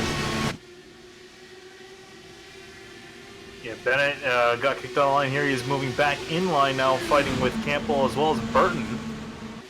AJ Burton, he was up pretty high up the order, and he's kind of settled out in 5th place right now. He's just having a very conservative night, but for the top spot, Stouffer takes a look to the inside on the back straight, off into the tunnel turn. He's going to take that spot from Trano, but I think pretty much it's these 2 guys so far that's looking like the best of the field, as well as Chin and Quinn. They've also both appeared as of late as contenders for the top spot. Yeah, we know Chin's car isn't really handling how he wants it. We saw him understeer big time and get in to that blocker out of turn 3. So if I'm Chin, I'm going to try to be extra careful on the inside lane. We come across the line for lap 70. Next time by is halfway in the opening round of the MYLAPS Indy Elite Series, and Stouffer leads right now. Big battle for 4th behind him. It's Chin, Burton. Ooh, look at Burton back into the fight here. Gains 2 spots up to 3rd. Trano. Ooh, Chin clipped the apron in turn 2, got a little bit sideways, and that's going to check him up. I see Campbell and Quinn work around the outside of him. Yeah, Chin is really seeming to struggle on the inside lane. He's on the curbs again. He's going to understeer out of turn 3. It's been a dangerous spot, but Chris Stouffer in the 13. He's going to lead it halfway, but Trano is going to take the lead away, or try to at least, on the front straight. Halfway here in the Coke Zero Sugar 350 at Pocono.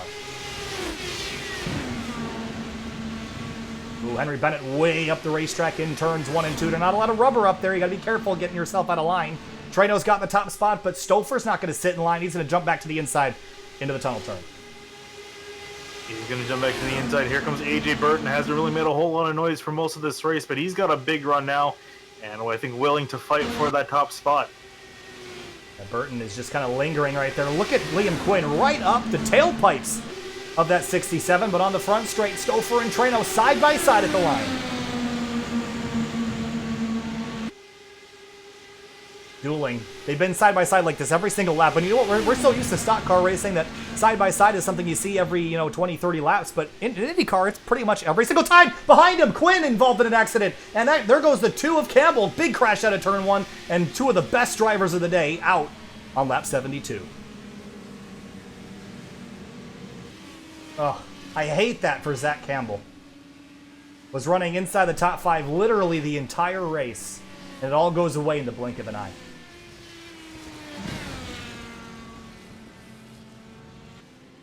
Let's go back and take a look at how this happened. I think I saw the 44 of Quinn kind of sideways out of turn 1. Yeah. But let's take a look. Oh, the 2 car slipped up the racetrack and forced the 44 wide. Was there some net code there, or did he just get up into the fence? No, he didn't get in the fence. I'm trying to decide if he just got loose. Because it looks like he got loose. It doesn't really look like he got net code. I'm thinking net code there, but... No, because usually what net code is a little bit of a, especially in IndyCar, is a little bit of a bump that you kind of see where they make contact. Yeah, here it just looks funky, like doesn't it? Yep. Yeah. So, I can't really tell.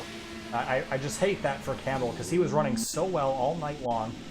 One of the drivers I expected to probably finish inside the top 3, and here's his view from on board.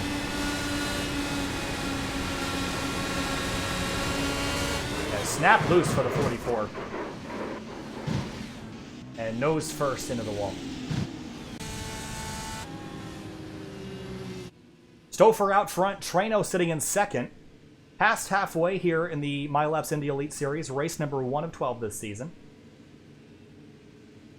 And taking a look at our order, Stouffer, again, has been one of the biggest movers tonight, leading this race, potentially a winner. Treno as well. We've had some of our front runners get involved in accidents, and it's kind of eliminating the cars that I thought would have won this race. Stouffer, Treno, Burton, Chin, I think all have the speed to win this thing, but so did Trost, as well as drivers like Costantini, who's back up in 13th place, trying to recover from his rough night. As the field heads on to pit lane, some mixed strategies here. That 9 of Treno just inches by that big concrete divider down in the pit lane as the field rolls on through. But Joshua Chin stays out on the racetrack, and he's brought Andreas Eich with him in the 76, and Zach Campbell stays out, but obviously he's going to have to come to pit road.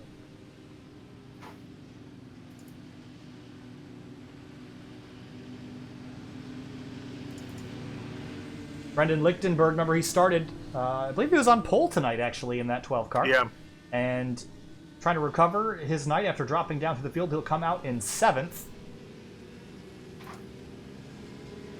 As the field lines up for another restart, here's your laps since pit. The top 3 out on 7-lap-old tires. Of course, Campbell's going to come in, so it's going to leave 2 drivers out on 7-lap-old tires, and everyone else with fresh Firestones and a full load of fuel. Lap 74 of 140. I think we're going to take a quick break just to grab a drink of water. We'll be back with the remainder of the race here in just a moment. Stay with us.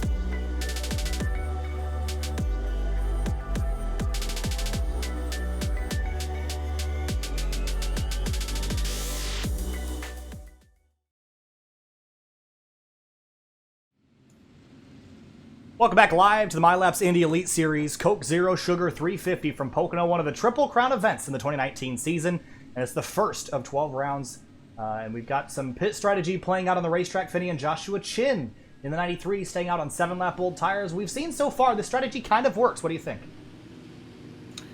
Oh, yeah, I mean, it worked out the first time for him, so, and he showed that he can definitely manage his own out there, so I definitely think he'll be able to manage again, and we'll see how he kind of pairs up with the rest of these guys. Andreas Eek, though, I don't know when was the last time he came down, if it was under that last caution or not.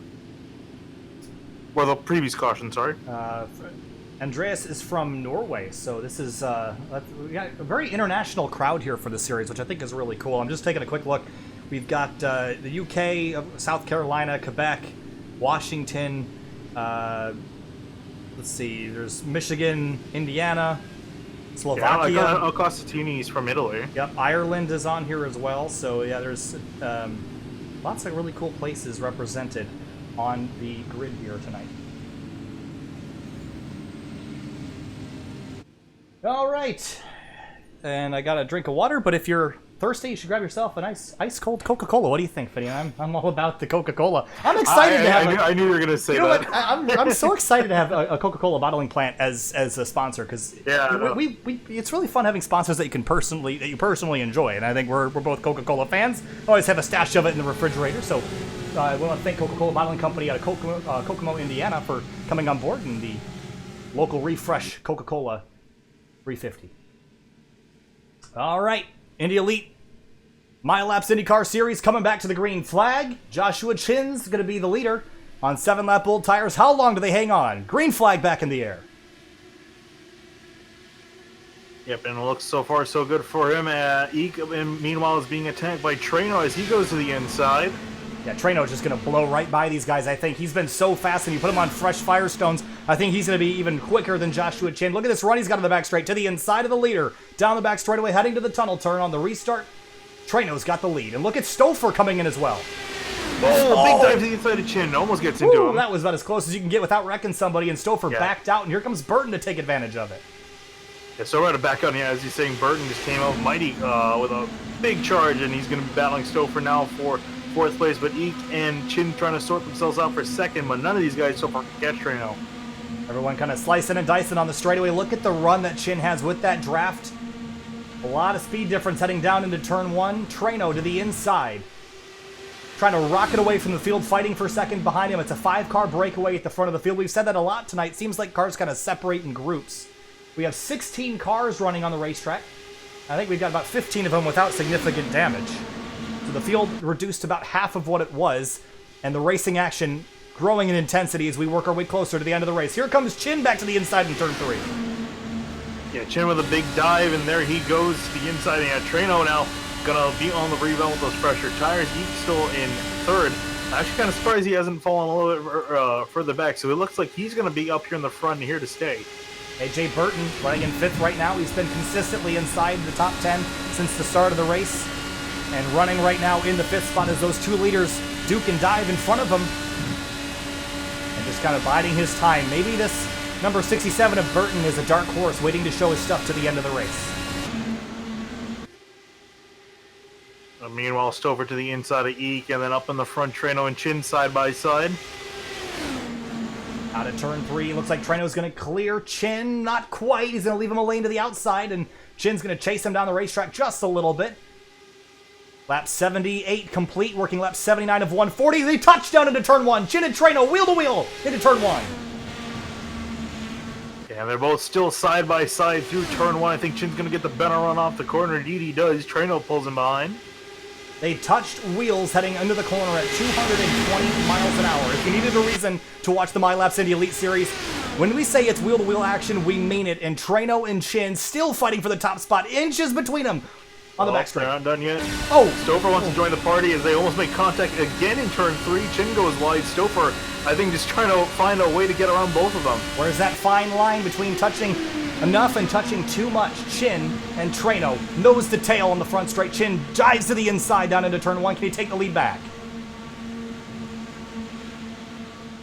Yeah, and here you got that back and forth between both these guys. Stouffer also, again, just sitting himself in third place, just waiting for the moment to strike. I'm sure he doesn't want to wear out his tires and save them up for when they matter. Burton, Lichtenberg, Schauwen running 5th, 6th, 7th, and Henry Bennett in 8th in that 007 car. They're getting racy as well, but for that top spot, we got to keep the cameras on these guys as they continue to fight tooth and nail for every inch of racetrack. Stouffer sitting behind, waiting for these two to make contact again. Lap 80 complete, 60 laps to go here at Pocono.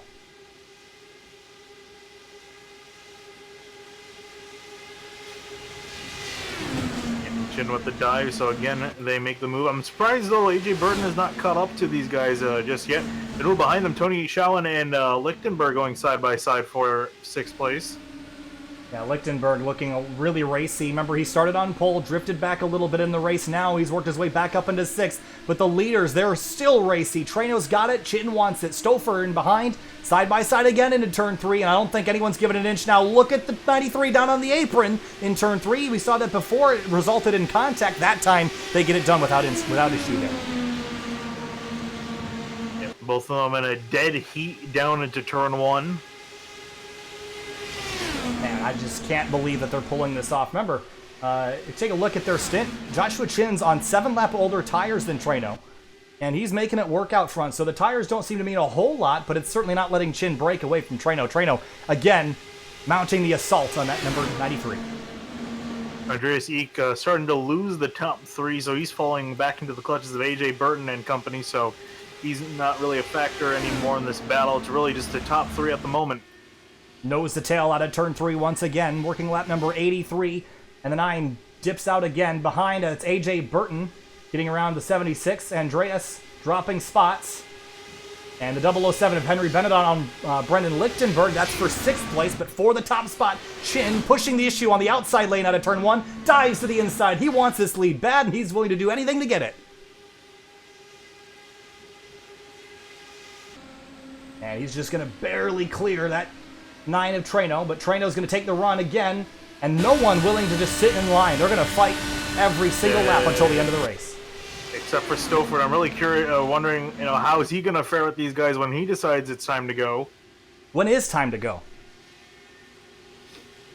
I mean, honestly, that's a great question. I think definitely later on, once these guys really start to noticeably fall off the pace, I think Stouffer will just be able to go around them. We'll have to see now, as he's just kind of sitting happily in 3rd place. Yeah, I mean, so for guys like Treno or Chin, why fight for the lead now? Why not wait for it later? I mean, is it a fear that your tires will drop off and you'll get passed from behind, or is it, this might go green to the end? What's your thought process if you're one of those top 2 guys? Why don't you just sit in line, and why are you racing this hard with about 55 laps to go? Honestly, I wish I could answer that question too, because I'm more the guy I'm more like Stouffer, and I just kind of want to sit in line. Because again, at the end of the day, this is this doesn't really matter at the moment, them going back and forth the way Indy cars are, so... Slow traffic. There they go.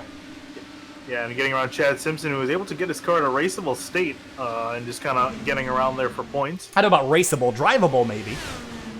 But certainly that car damaged pretty well beyond repair. Brandon Treno leads this race. Looks like Chin is backed off for now, and there's some battling behind Tony Schauwen, Brendan Lichtenberg, but AJ Burton in 4th. He's just kind of sitting in line. He's about a second behind those top 3 and just lurking. I'm telling you, he's holding something back. I think he's going to be on the podium, if not higher, at the end of this race. Yeah, well, looking at lap times, he's actually catching up to our top 3 drivers, so he's going to be a factor in about 5 or so laps at the rate he's closing in on them. For the top spot, Treno again down into turn 1. I'm thinking this race is going to go pretty green from here. So I guess that's my reason if I'm one of those top 2. That's why I'm not going to give up, because if one of these guys just takes off and starts driving away, especially for Chin, because if Treno's got fresher tires, so if those tires wear out, I want to be in front. I want to be putting the arrow on that 9 car instead of letting him drive away from me. If this race runs green to the end, that could be the race for the win. Taking a look at our race information so far, we've had 7 cautions for 15 of our 86 laps, but 30 lead changes, and that count continues to rise as they come across the line. Yeah, especially these 2 guys. They have been absolutely not having any of it, just sitting behind in 2nd. They want the lead as soon as they can, and they continue to go for it. Through turns 1 and 2, Chin, Treno, then Stouffer on back.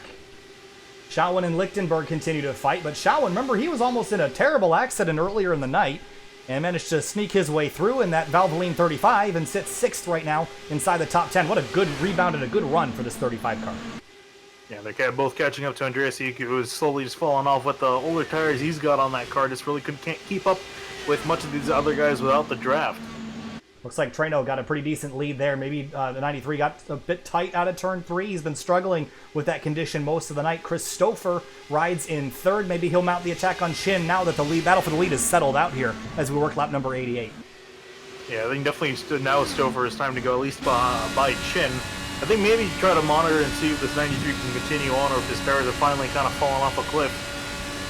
Speeds 226 off into the tunnel turn. Not even a lift. Not even breathing the throttle. Chris Stouffer's just got that pedal to the metal hammer down, trying to chase down 2nd place Joshua Chin. He has a tire advantage, but we're seeing that the tire's really not wearing out that much, at least on the short run, but looks like Chin is struggling now with understeer on corner exit. Yeah, and you saw him there almost pancaked into turn 3. Here comes Stouffer now with the run in behind. I think he might fancy the pass now. There he goes with a dive into turn 1. Behind him, 3 wide. That's going to be for 6th place. Actually, make that 5th place as Shawan takes it away. But battle for 2nd has relinquished, and now it's Chin still holding on to it, but Stouffer wants it back. We're still watching this battle for 5th, though, as it's getting dicey down into the tunnel turn. And Lichtenberg on the inside. It's going to push Shawan way outside of the racing groove. They get out there alive, but for 2nd place, it's heating up. Chin under attack from the 13 of Stouffer. Stouffer is struggling, I think, to get the run on the back of Chin, especially with Chin being tight in some of the corners. So starting to lose some time to the leader. Yeah, Treno, again, he's been one of the quickest cars all night. He led a significant portion of that first run. And right now, on newer tires than 2nd place, Chin is beginning to pull away. It's a 7/10 of a second gap now. There'll be 50 to go at the line, still battling behind them. And that's Bennett in the 007 getting around Andreas in the 76. And Bennett takes the spot away. Oh, here comes Stouffer now in turn 3 to the inside of Chin.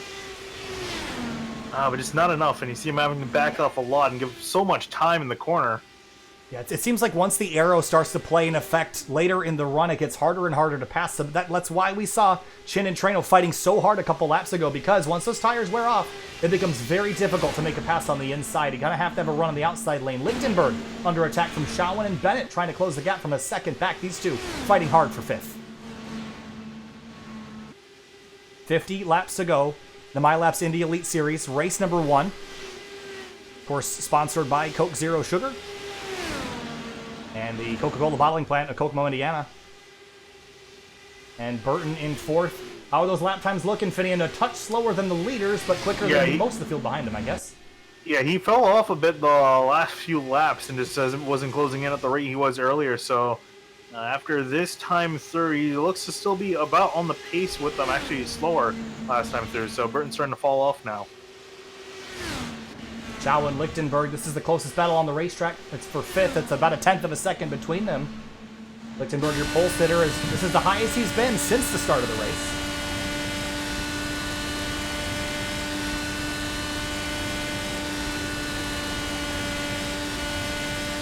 Top 3 starting to pull back up on each other yet again. At 0.3 of a second. Ooh, showing Shawan ran real wide in turn 3. Maybe trying to set himself up for Ron Lichtenberg, but tight out of 3. Meanwhile, you mentioned the lead, Finian closed back up. Chin back within drafting range of that leader.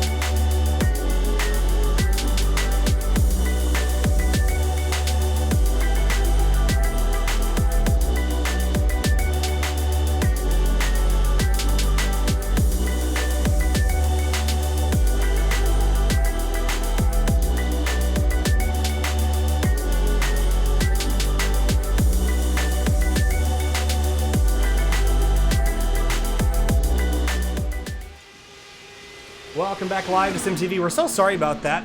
Had a random power outage in the area. Not really sure exactly what caused it, but I'm not thrilled about it. So again, some things are out of the control here at SimTV, and one of those things we have a generator, but it doesn't kick on instantaneous enough to stop the computer from shutting down and the modem and all that. So modem takes about 5 to 10 minutes to restart. So we missed some action. Finney, if you want to fill us in on what happened, that'd be great, because I was busy cursing out Time Warner Cable and everybody involved in the process. So go ahead and fill us in. Yeah, so nothing really changed as far as the running order, although we did have green flag pit stops. These guys going about 22, 23 laps, and think they're going to have to come in one more time, but everyone came in for their green flag pit stops, and all of our leaders at least didn't have any problems on pit road, so they're back at it again. Trano, Stouffer, and Chin pretty much continue where they left off. Okay, well, glad I didn't miss anything race changing, but battle for the lead continuing with Stouffer, Trano, Chin. Well, I really didn't miss a whole lot. That if these top three are still fighting like they are. So 107 of 140, about 23 minutes left in the race video. We're getting down to the nitty-gritty here. Who you got your eye on to these front three? Honestly, my money is still on Trano. I think just the way he's been pulling moves, he's kept in front the most, although I do have my eye a bit on Stouffer, because he seems to be the most conservative of the bunch. Well, at least he was earlier. Now, as I say that, he goes for the lead now in turn 3.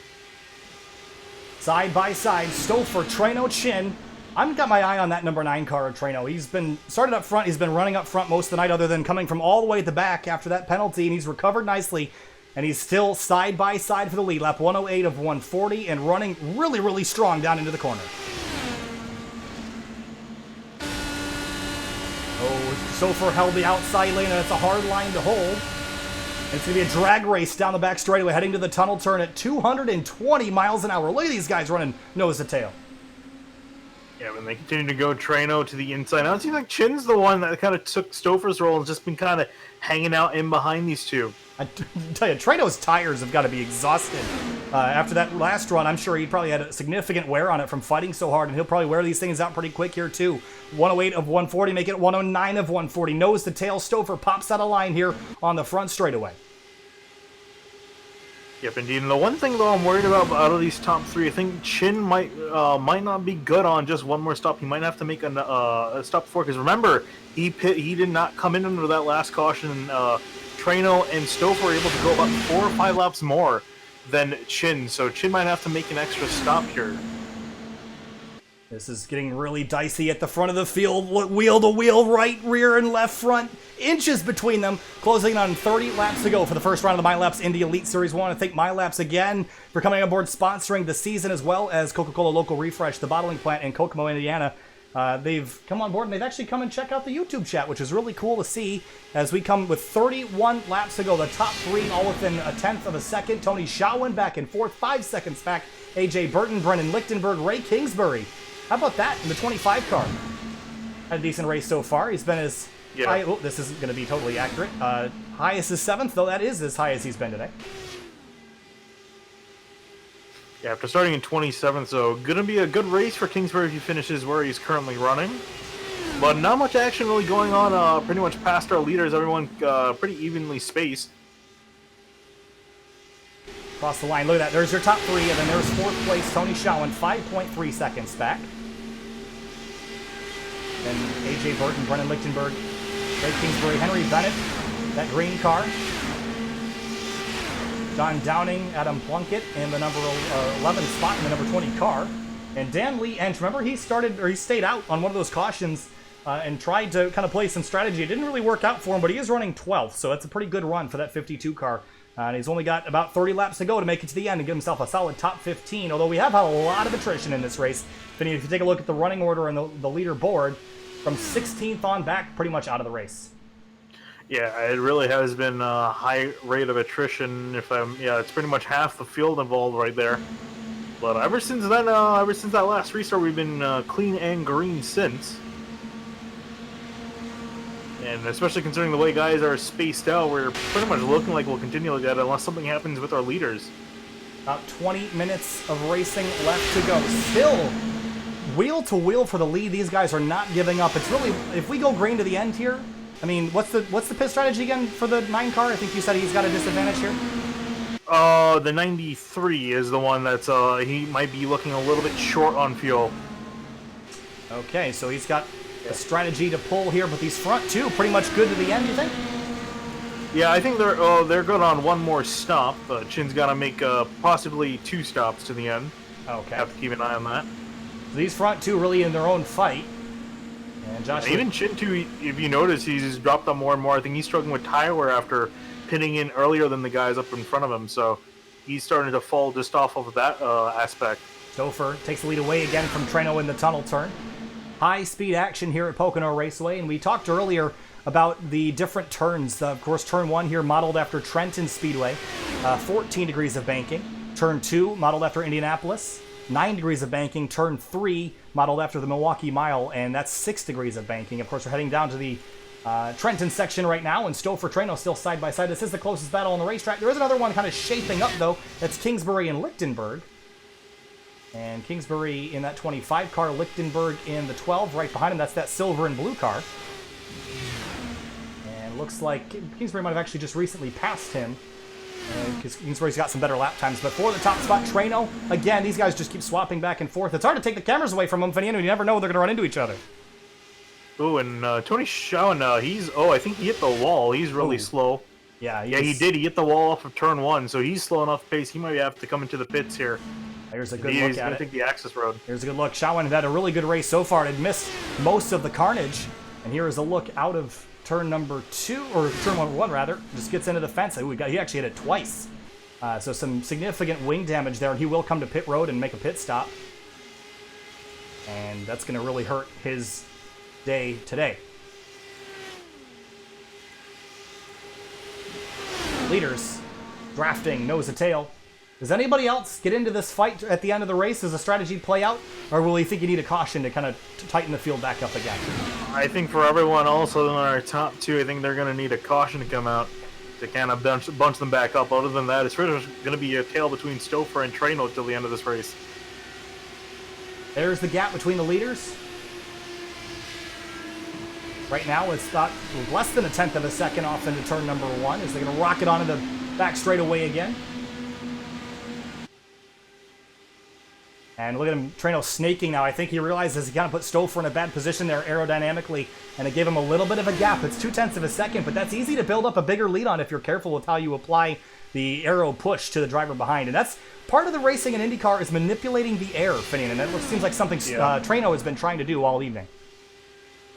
Yeah, and I think that's the thing, too. You almost have to be like Dale Earnhardt and see the air around these cars, because you got to line yourself up in scenarios where Joshua Chin, you can get a better run. Joshua Chin off the scoring monitor right now, Finian. I'm not sure if something happened to him or if it was just internet gone. Welcome to the club. Might.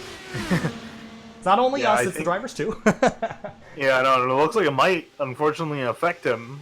We can just come back and continue where we left off. Unfortunately, if he loses connection, he's going to be out of this race. Even if he regains it now, he'll be buried down the grid. So Joshua Chin had such a promising run going, and still trying to find out what happened to him as he drops down the order.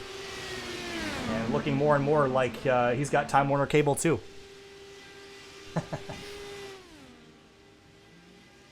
It wouldn't have been so bad if the modem just doesn't take 20 minutes to reboot. Yeah, I know, I've been there. It's a pain. You know what's even more frustrating is like the Wi-Fi works like 30 seconds after. But it's the Ethernet that like takes forever.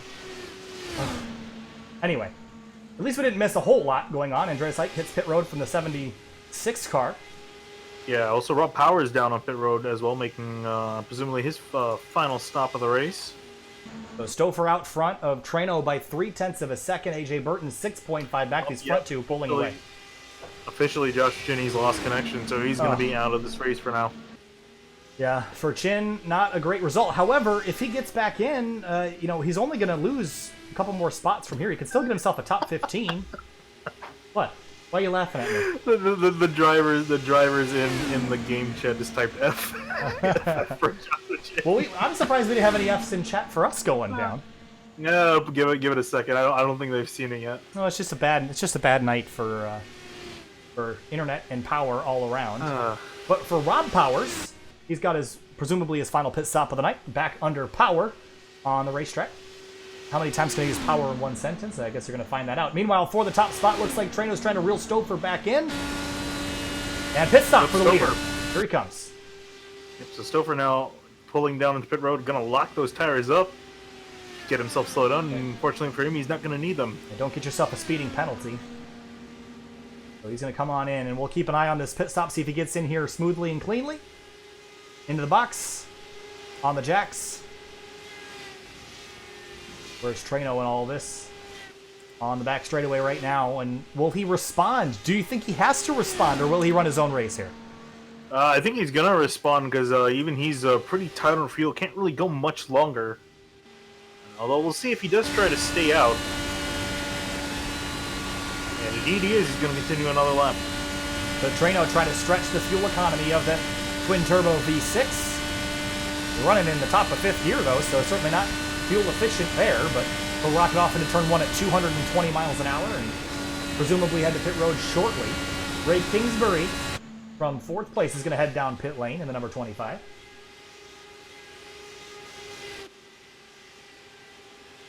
Trano's still got the lead. AJ Burton 6.9 back. He's still losing time, but this could be a top 5, or maybe even a top 3 for the 67 if things keep going as they are. Brennan Lichtenberg in the 3rd place car. He's running... Oh, caution! And it's entering pit lane. It's Stanley Ench and Michael Peters. They're collected each other on the pit lane, and that just totally changed this race and how this whole thing is going to work out. Drama on lap number 122, and we have less than 20 laps to go. That's our 8th caution of the night. Well, Michael Peters and Ench getting collected on the pit lane. Let's see how this happened. Ooh, Ench lost it on the brakes and actually tagged Michael Peters. He actually didn't tag him. Peters spun out, I think, trying to get himself slowed down for pit road. Oh, it's almost completely separate incidents. They're very close together on the racetrack. So 2 innocent spins bring out the caution here, and that saved Brandon Trano, or didn't, because Stouffer is still on the lead lap. So it looks like Stouffer will cycle away to be the leader on this. So this is going to work out really nicely for that 13 car. And if you're just joining us, it's the Pocono 350, the Coke Zero Sugar 350. Got a couple names here for the MYLAPS Indy Elite Series Triple Crown event number 1 here at Pocono Raceway. It's been a wild one so far. We've had a lot of drivers taken out of this one, with the attrition level very high as everyone gets used to each other. And of course the ticker showing the top 15, then scrolling the rest. You see a lot of outs listed. And for some of the drivers that didn't qualify, that hurts a lot to see spots. You miss the qualifying in for the race, and then the drivers that beat you end up crashed out. You think, what could have been if I had made it into the race? So I think there's some drivers that are frustrated sitting behind the desk tonight, unable to do anything about it. So leaders down to pit lane. This is going to shake things up just a little bit here with under 20 laps to go. Only about 13 minutes of green flag racing remaining here. And predictions for the end here, Finian. Pick a driver, you get to pick one, and you get to stick with them for the end of the race. That's how this is going to work. I'm sticking with the same dude I picked earlier, Brendan Trano. I think he's going to be the one that gets us done. He's got fresh tires, doesn't have a whole lot of cars to work through, and I think that's going to be to his advantage. So I think he's going to be the one that's going to take this race home. I'm going to pick the guy that stayed out on the racetrack, Chris Stouffer. Came from the back to the front. He's been super aggressive tonight, but also patient when he needs to be. And I think Chris Stouffer goes to victory lane in that number 13. So he's looking really solid right now. Ray Kingsbury up to 2nd place. He made his pit stop already, so he's already set. And Trano's going to come out P3. I do like your pick. I just think Stouffer seems to put himself in the right place at the right time. Let's take another look at our track map. It's been a dramatic race tonight, especially down in turn number 3. So let's take another quick look at our track guide here again. If you take a look at this 2.5 mile racetrack, it seems like turn 1 has been devoid of trouble for the most part. Again, that turn 14 degrees, model off of Trenton Speedway. It's got enough banking to hold you in line if you make a mistake, which I think is the difference between this corner and maybe the next corner of the tunnel turn. We haven't seen, I don't think you've seen any incidents, maybe one incident over here in the tunnel turn. Another relatively wide corner, and you can kind of run through here, part throttle, but then turn 3. There's not a lot of banking here to save you if you mess this up. This is what's been the trouble spot tonight, especially on exit. Drivers committing to the throttle too much and getting too tight out of the corner. That's been the trouble spot tonight, coming back onto the front straight. Yeah, I'm actually kind of surprised. Typically, I think you can also attest to this too, that typically a lot of guys get wadded up in turn 1 just throwing moves, but it really has been turn 3 that's been the trouble spot tonight, to my surprise. I think typically in a stock car, that's really a single line corner. You can't go in there in multiple grooves, and you're braking so much. I think the difference in a stock car is that you have to use a lot of brakes and slow the car down quite a bit. And in an Indy car, you're almost full throttle heading off to every corner. So it kind of changes how you drive the racetrack, changes how you attack the racetrack as we get to 1 to green with, it'll be 16 laps to go on the restart. We're getting down to the nitty-gritty here, Finian.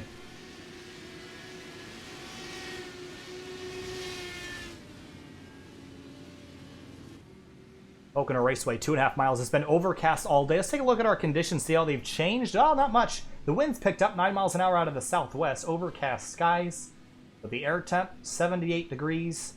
It's a nice and warm day, but a cool track comparatively to a sunny day. So the racetrack has been, I wouldn't say it's been treacherous at all. I think it's been relatively grippy, but we've seen drivers understeering a lot more than oversteering, which I think is what you typically see in an Indy car anyway, but it seems exacerbated today with the cool temps.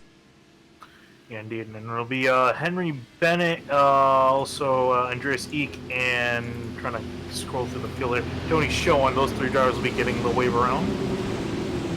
After that caution coming out in the middle of the pit sequence, although really the guy caught out from that will be Brandon Trano. He's only going to be back in 4th, so not a whole lot for Christopher to play around with, but definitely an advantage nonetheless. 16 laps is all we're going to have to end the night here. And, of course, Christopher has been mighty quick tonight. We'll see if Kingsbury or Trano has anything for him at the end. AJ Burton's going to restart 4th as well. And our field is significantly smaller than it was at the start of the event. We only have 9 cars in the lead lap after having 33 start. But Stouffer's got to hold off those cars if he wants to win the first round of 2019.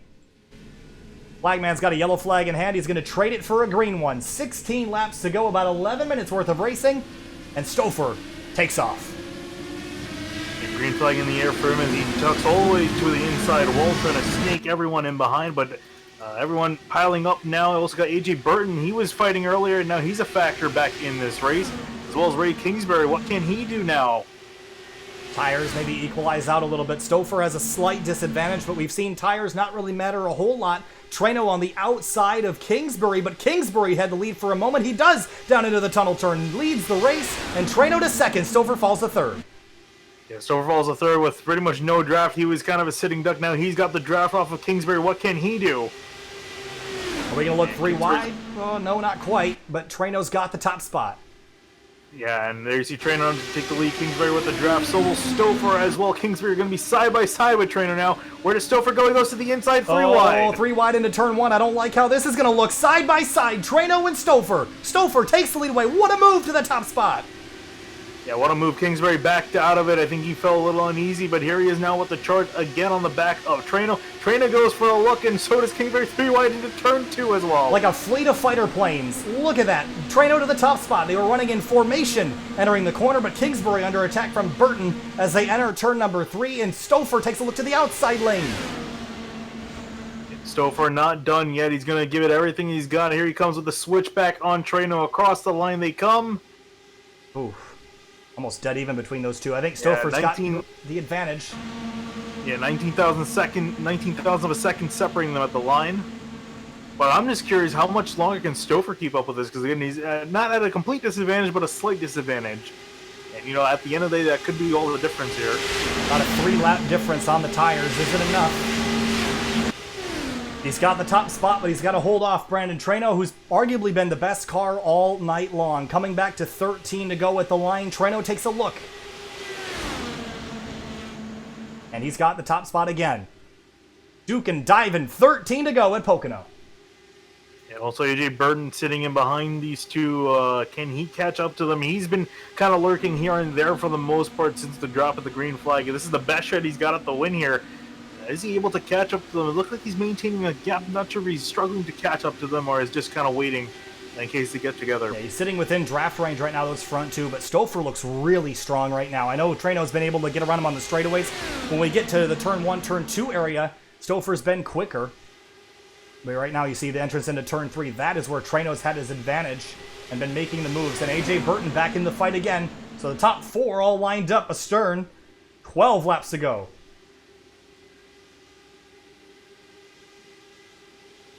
Yeah, Yep, so for now with the run to the inside, these two pretty much picking it off where they left off before the caution came out. I mean, Stouffer, it seems like he leads about 3/4 of the lap, and Treno brings the fight back to him the last half of the lap. The problem is the start-finish line from the last half of the lap, so I think Treno's got the advantage here. But Stouffer is going to be a pretty hard car to pass, I think. We haven't even started throwing blocks just yet. Treno takes the lead again in turn 3. Stouffer setting up. Is Stouffer testing something here, trying to see how much of a run he needs to get the lead back before the start-finish line? Could be, you know, it's definitely a place to try to test the water before we get into it. We got 11 laps to go. Stouffer again launches off into turn 1. He seems much better in the steeper corner down there in turn 1, but turns 2 and turns 3 doesn't have the front turn that Treno has. Well, right on board with the number 9 as he closes in. He's gonna dive to the inside heading to turn 3. I thought he was gonna take a look to the outside, but he will not.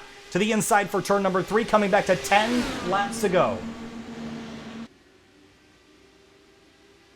Yeah, this is where we're really getting it down to it. AJ Burton, he's just so close to getting in there. I think he's really trying to wait this out. My only worry about him is that he, like you're saying, he's within drafting distance, but he's also going to be facing the air wash, so his tires are just going to get used up in behind these guys.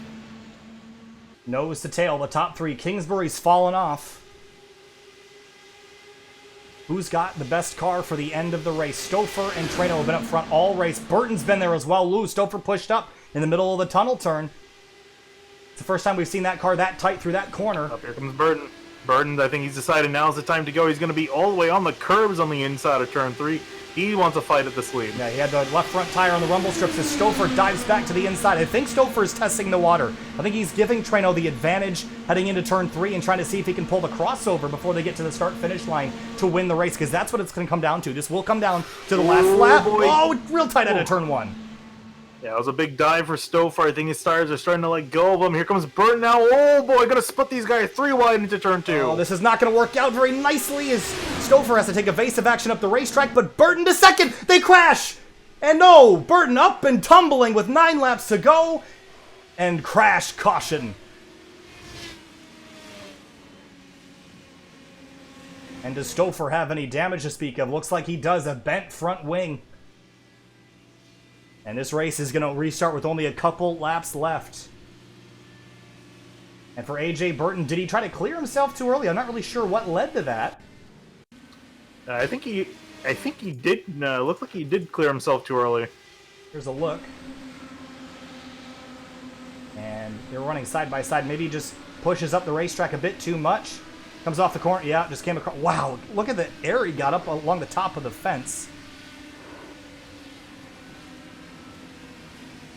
Wow, big wreck for Burton. And a terrible way to end his night after running so well for so long. The Treno is sitting probably in the best spot of anybody right now.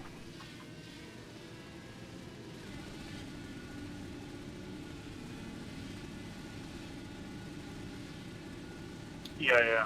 So fine. Can you send me the stream view? Oh. Okay.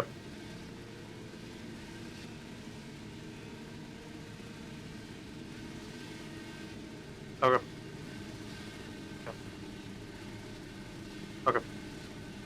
Okay. All right, and sorry, I forgot to mute Finney in there, so you can probably hear his side of the conversation, not mine. We got a stream. We got a stream started up right after this, and with the number of cautions we've had tonight, it's kind of pushed into our coverage of the 3 Wide Yinzer Truck Series from Richmond, which will start up right after this. It will go up in approximately 10 minutes. We have about 5 minutes of racing left in this one, so the post-race show might be a little short tonight. But pit stops. Ooh, what do you think? Oh, I think you get your behind down on pit road. Definitely what Stouffer did. Well, a couple drivers stayed out. Treno, Yeah. Andreas in 76. Yeah, my thinking is that, again, there's so few cars that are left in this race, especially up in the front, so, you know, might as well come down in. The worst you can be behind is maybe 5 other cars. That'll be easy money. That'll be pretty easy for them to get around, especially with some of these guys with damage like Costatini, who's still out here on the track, running in 9th, 1 lap down. So Ray Kingsbury wins the race off pit lane. I think Stouffer's getting the wing replaced on that car, and probably what he needed to do, but there goes the chance for a win away there, I think. So it's going to be about a 5-lap shootout to the end. I think Treno's the clear favorite now. I mean, do the tires mean anything for Kingsbury? I don't think Kingsbury's had the pace of Treno most of the night, but maybe the tires be worth something. Oh, it's 11 laps on Treno's tires. That might not be enough. Yeah, that's what I'm thinking. You know, it's kind of in the window where, you know, you kind of want to come down. I mean, we'll see. He's shown that he has quite a bit of talent. I'm not gonna argue with any of the talent he has. He's made quite a lot of passes up and through the field. He's been up and down through it once, and also has 5,600 iRating. So yeah, I should really have no right to talk about how he needs to drive. All right, I think we got to jump to break, take care of something real quick, and we'll be right back for the final restart of the night. Don't go anywhere. The MYLAPS Indy Elite Series concludes in just a moment.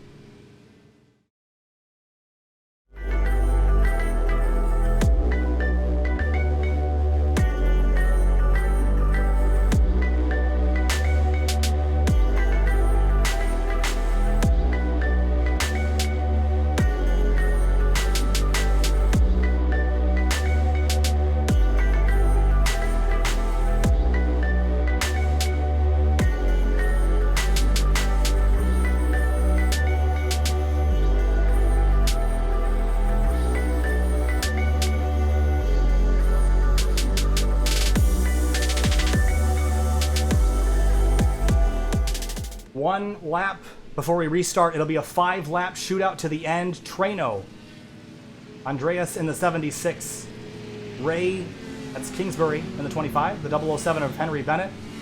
That's your top 4. John Downing in 5th. Chris Stouffer with a broken wing sits in 8th place for the restart. I think he's out of contention for a win, but Ray Kingsbury sitting in the catbird seat, I think. I was going to say, no, Stouffer does have his wing back. He does have his wing back, but he's sitting 8th place. I just don't think he's going to be in a great spot. So Treno might be in a good spot if he can get a good launch, but 11, 12-lap-old tires compared to Kingsbury's brand-new Firestones, it's going to be a hard sell to keep that 9 car in the lead. It'll be a 5-lap run to the end here at Pocono. Thanks to MYLAPS, thanks to the Coca-Cola distributor, the bottling plant of Kokomo, Indiana, for coming on board and sponsoring this race. It's one of the Triple Crown events. It's been a wild one. We're down to 8 cars in the lead lap after starting with a field of 33. That just goes to show you how crazy the night has been. We're not done yet. 5 laps, it'll take about 4 minutes here. The MYLAPS Indy Elite Series.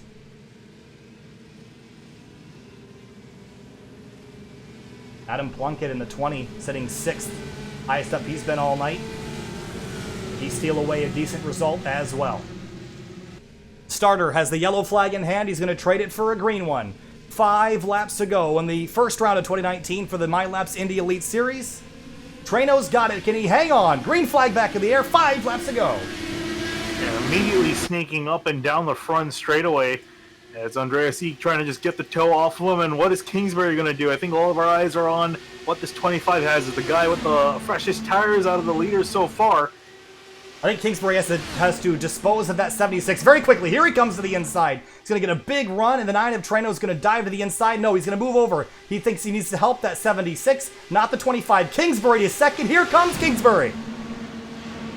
Yeah, Kingsbury with all the fresh tires in the world. Here he comes now to the inside in turn 3. This should be pretty easy. Treno going to struggle on the outside with his older tires. Treno was on defense. Now he's got to be on offense. 4 laps to go. Has Kingsbury stolen this one away with strategy? 4 to go. For to go to see Treno as Kingsbury all the way down to the inside as I head off into turn 1. Side by side, Kingsbury, Treno. I think Treno's going to have okay speed. I think Kingsbury's going to have the handling that he needs all the way down to the yellow line. It's bumpy down there, Ray. Careful. And you can see easily in turn 1 how Kingsbury was able to keep it planted to the yellow line. Oh, contact! Oh, contact! Treno up the racetrack. He saves it, but he's going to lose all that track position. Everyone scatters to get around him, but it's Kingsbury and Bennett up to second. Bennett also with fresh tires. Can he catch Kingsbury and try to take this win away from that 25 car? So far, he's got it in hand. 3 laps to go. Kingsbury's got the lead. Bennett and Treno back to 4th. Couple of teammates slicing and dicing behind. That's for 5th place. Kingsbury out in front. He was mostly a non-factor for most of the race, Finian, but he is leading this race with just over 5 miles left to go. And he might have stolen this one with some strategy. You have to think back. Why didn't Treno pit? I mean, yes, you could give up some track position, but you have the advantage behind him. Battle for second. Bennett on the inside. Eek wants to steal a shot at this. Bennett, though, has got to make quick work of the 76 to his outside to try to catch up to Kingsbury. 2 laps to go as they come across the line. 2 final laps. 5 miles left for Ray Kingsbury. He's up by 0.6 of a second. 3 wide for second behind him. Treno trying to recover. Can he get back to the 25? Oh boy, he just cuts across the nose of Henry Bennett. He's going to get in the draft. If he can catch up and make the pass, I will be absolutely amazed. He's 0.7 of a second back now. Can he close the gap? He gained a 10th on the straightaway. Treno trying to recover. Kingsbury rooted him up out of the way a few laps ago. Treno wants it back, and he wants it back bad. 6.5 tenths between them. 5.5 tenths. Treno's gaining. It'll be 1 lap he'll have to get there. Well, he might have him here. He's been getting through the corners a lot better than Kingsbury has, and he's got a lot more momentum. Here they come. White flag in the air. The lead for Kingsbury, 0.5 second. 2.5 miles left to go. 3 corners left. Treno gaining, but does he have enough gas left in the tank? Does he have enough tire left on the car to get that Kingsbury car? I think it's going to be a struggle really through these turns. They seem through one. Treno not as fast, but he's going to get a nice toe down the back, one of the back straightaways towards turn 2. Coming back to the checkers. Turn 2, turn 3 in the future for Ray Kingsbury. He's close, but he's not there yet. Treno closing the gap. 1 final corner in the MYLAPS Indy Elite Series opener. The Coke Zero Sugar 350 for Ray Kingsbury. A late race call is going to win in the race. Kingsbury to victory lane. Wow, what a upset at the end there. The man who's pretty much dominated the second half of this race, Brandon Treno, is not going to be coming home with the victory. In fact, it'll be Kingsbury. Wow, what a race. Kingsbury, crashed after the checkered flag. Was there some contact there? Was there? Yeah, there was between both of them. Yeah, we figured this might happen at the end here. I think Treno clearly upset with the 25. And yeah, I think that was coming. But wow, what a spectacular race. Here's a look at your race results. Ray Kingsbury on the top, Brandon Treno in second, Henry Bennett third. Plunkett steals the top 5 away. What a fantastic race. All right, we got another stream we have to start up in about 2 minutes, so we're going to quickly jump to break. We'll be with your race winner and a few others in just a moment. We'll be right back.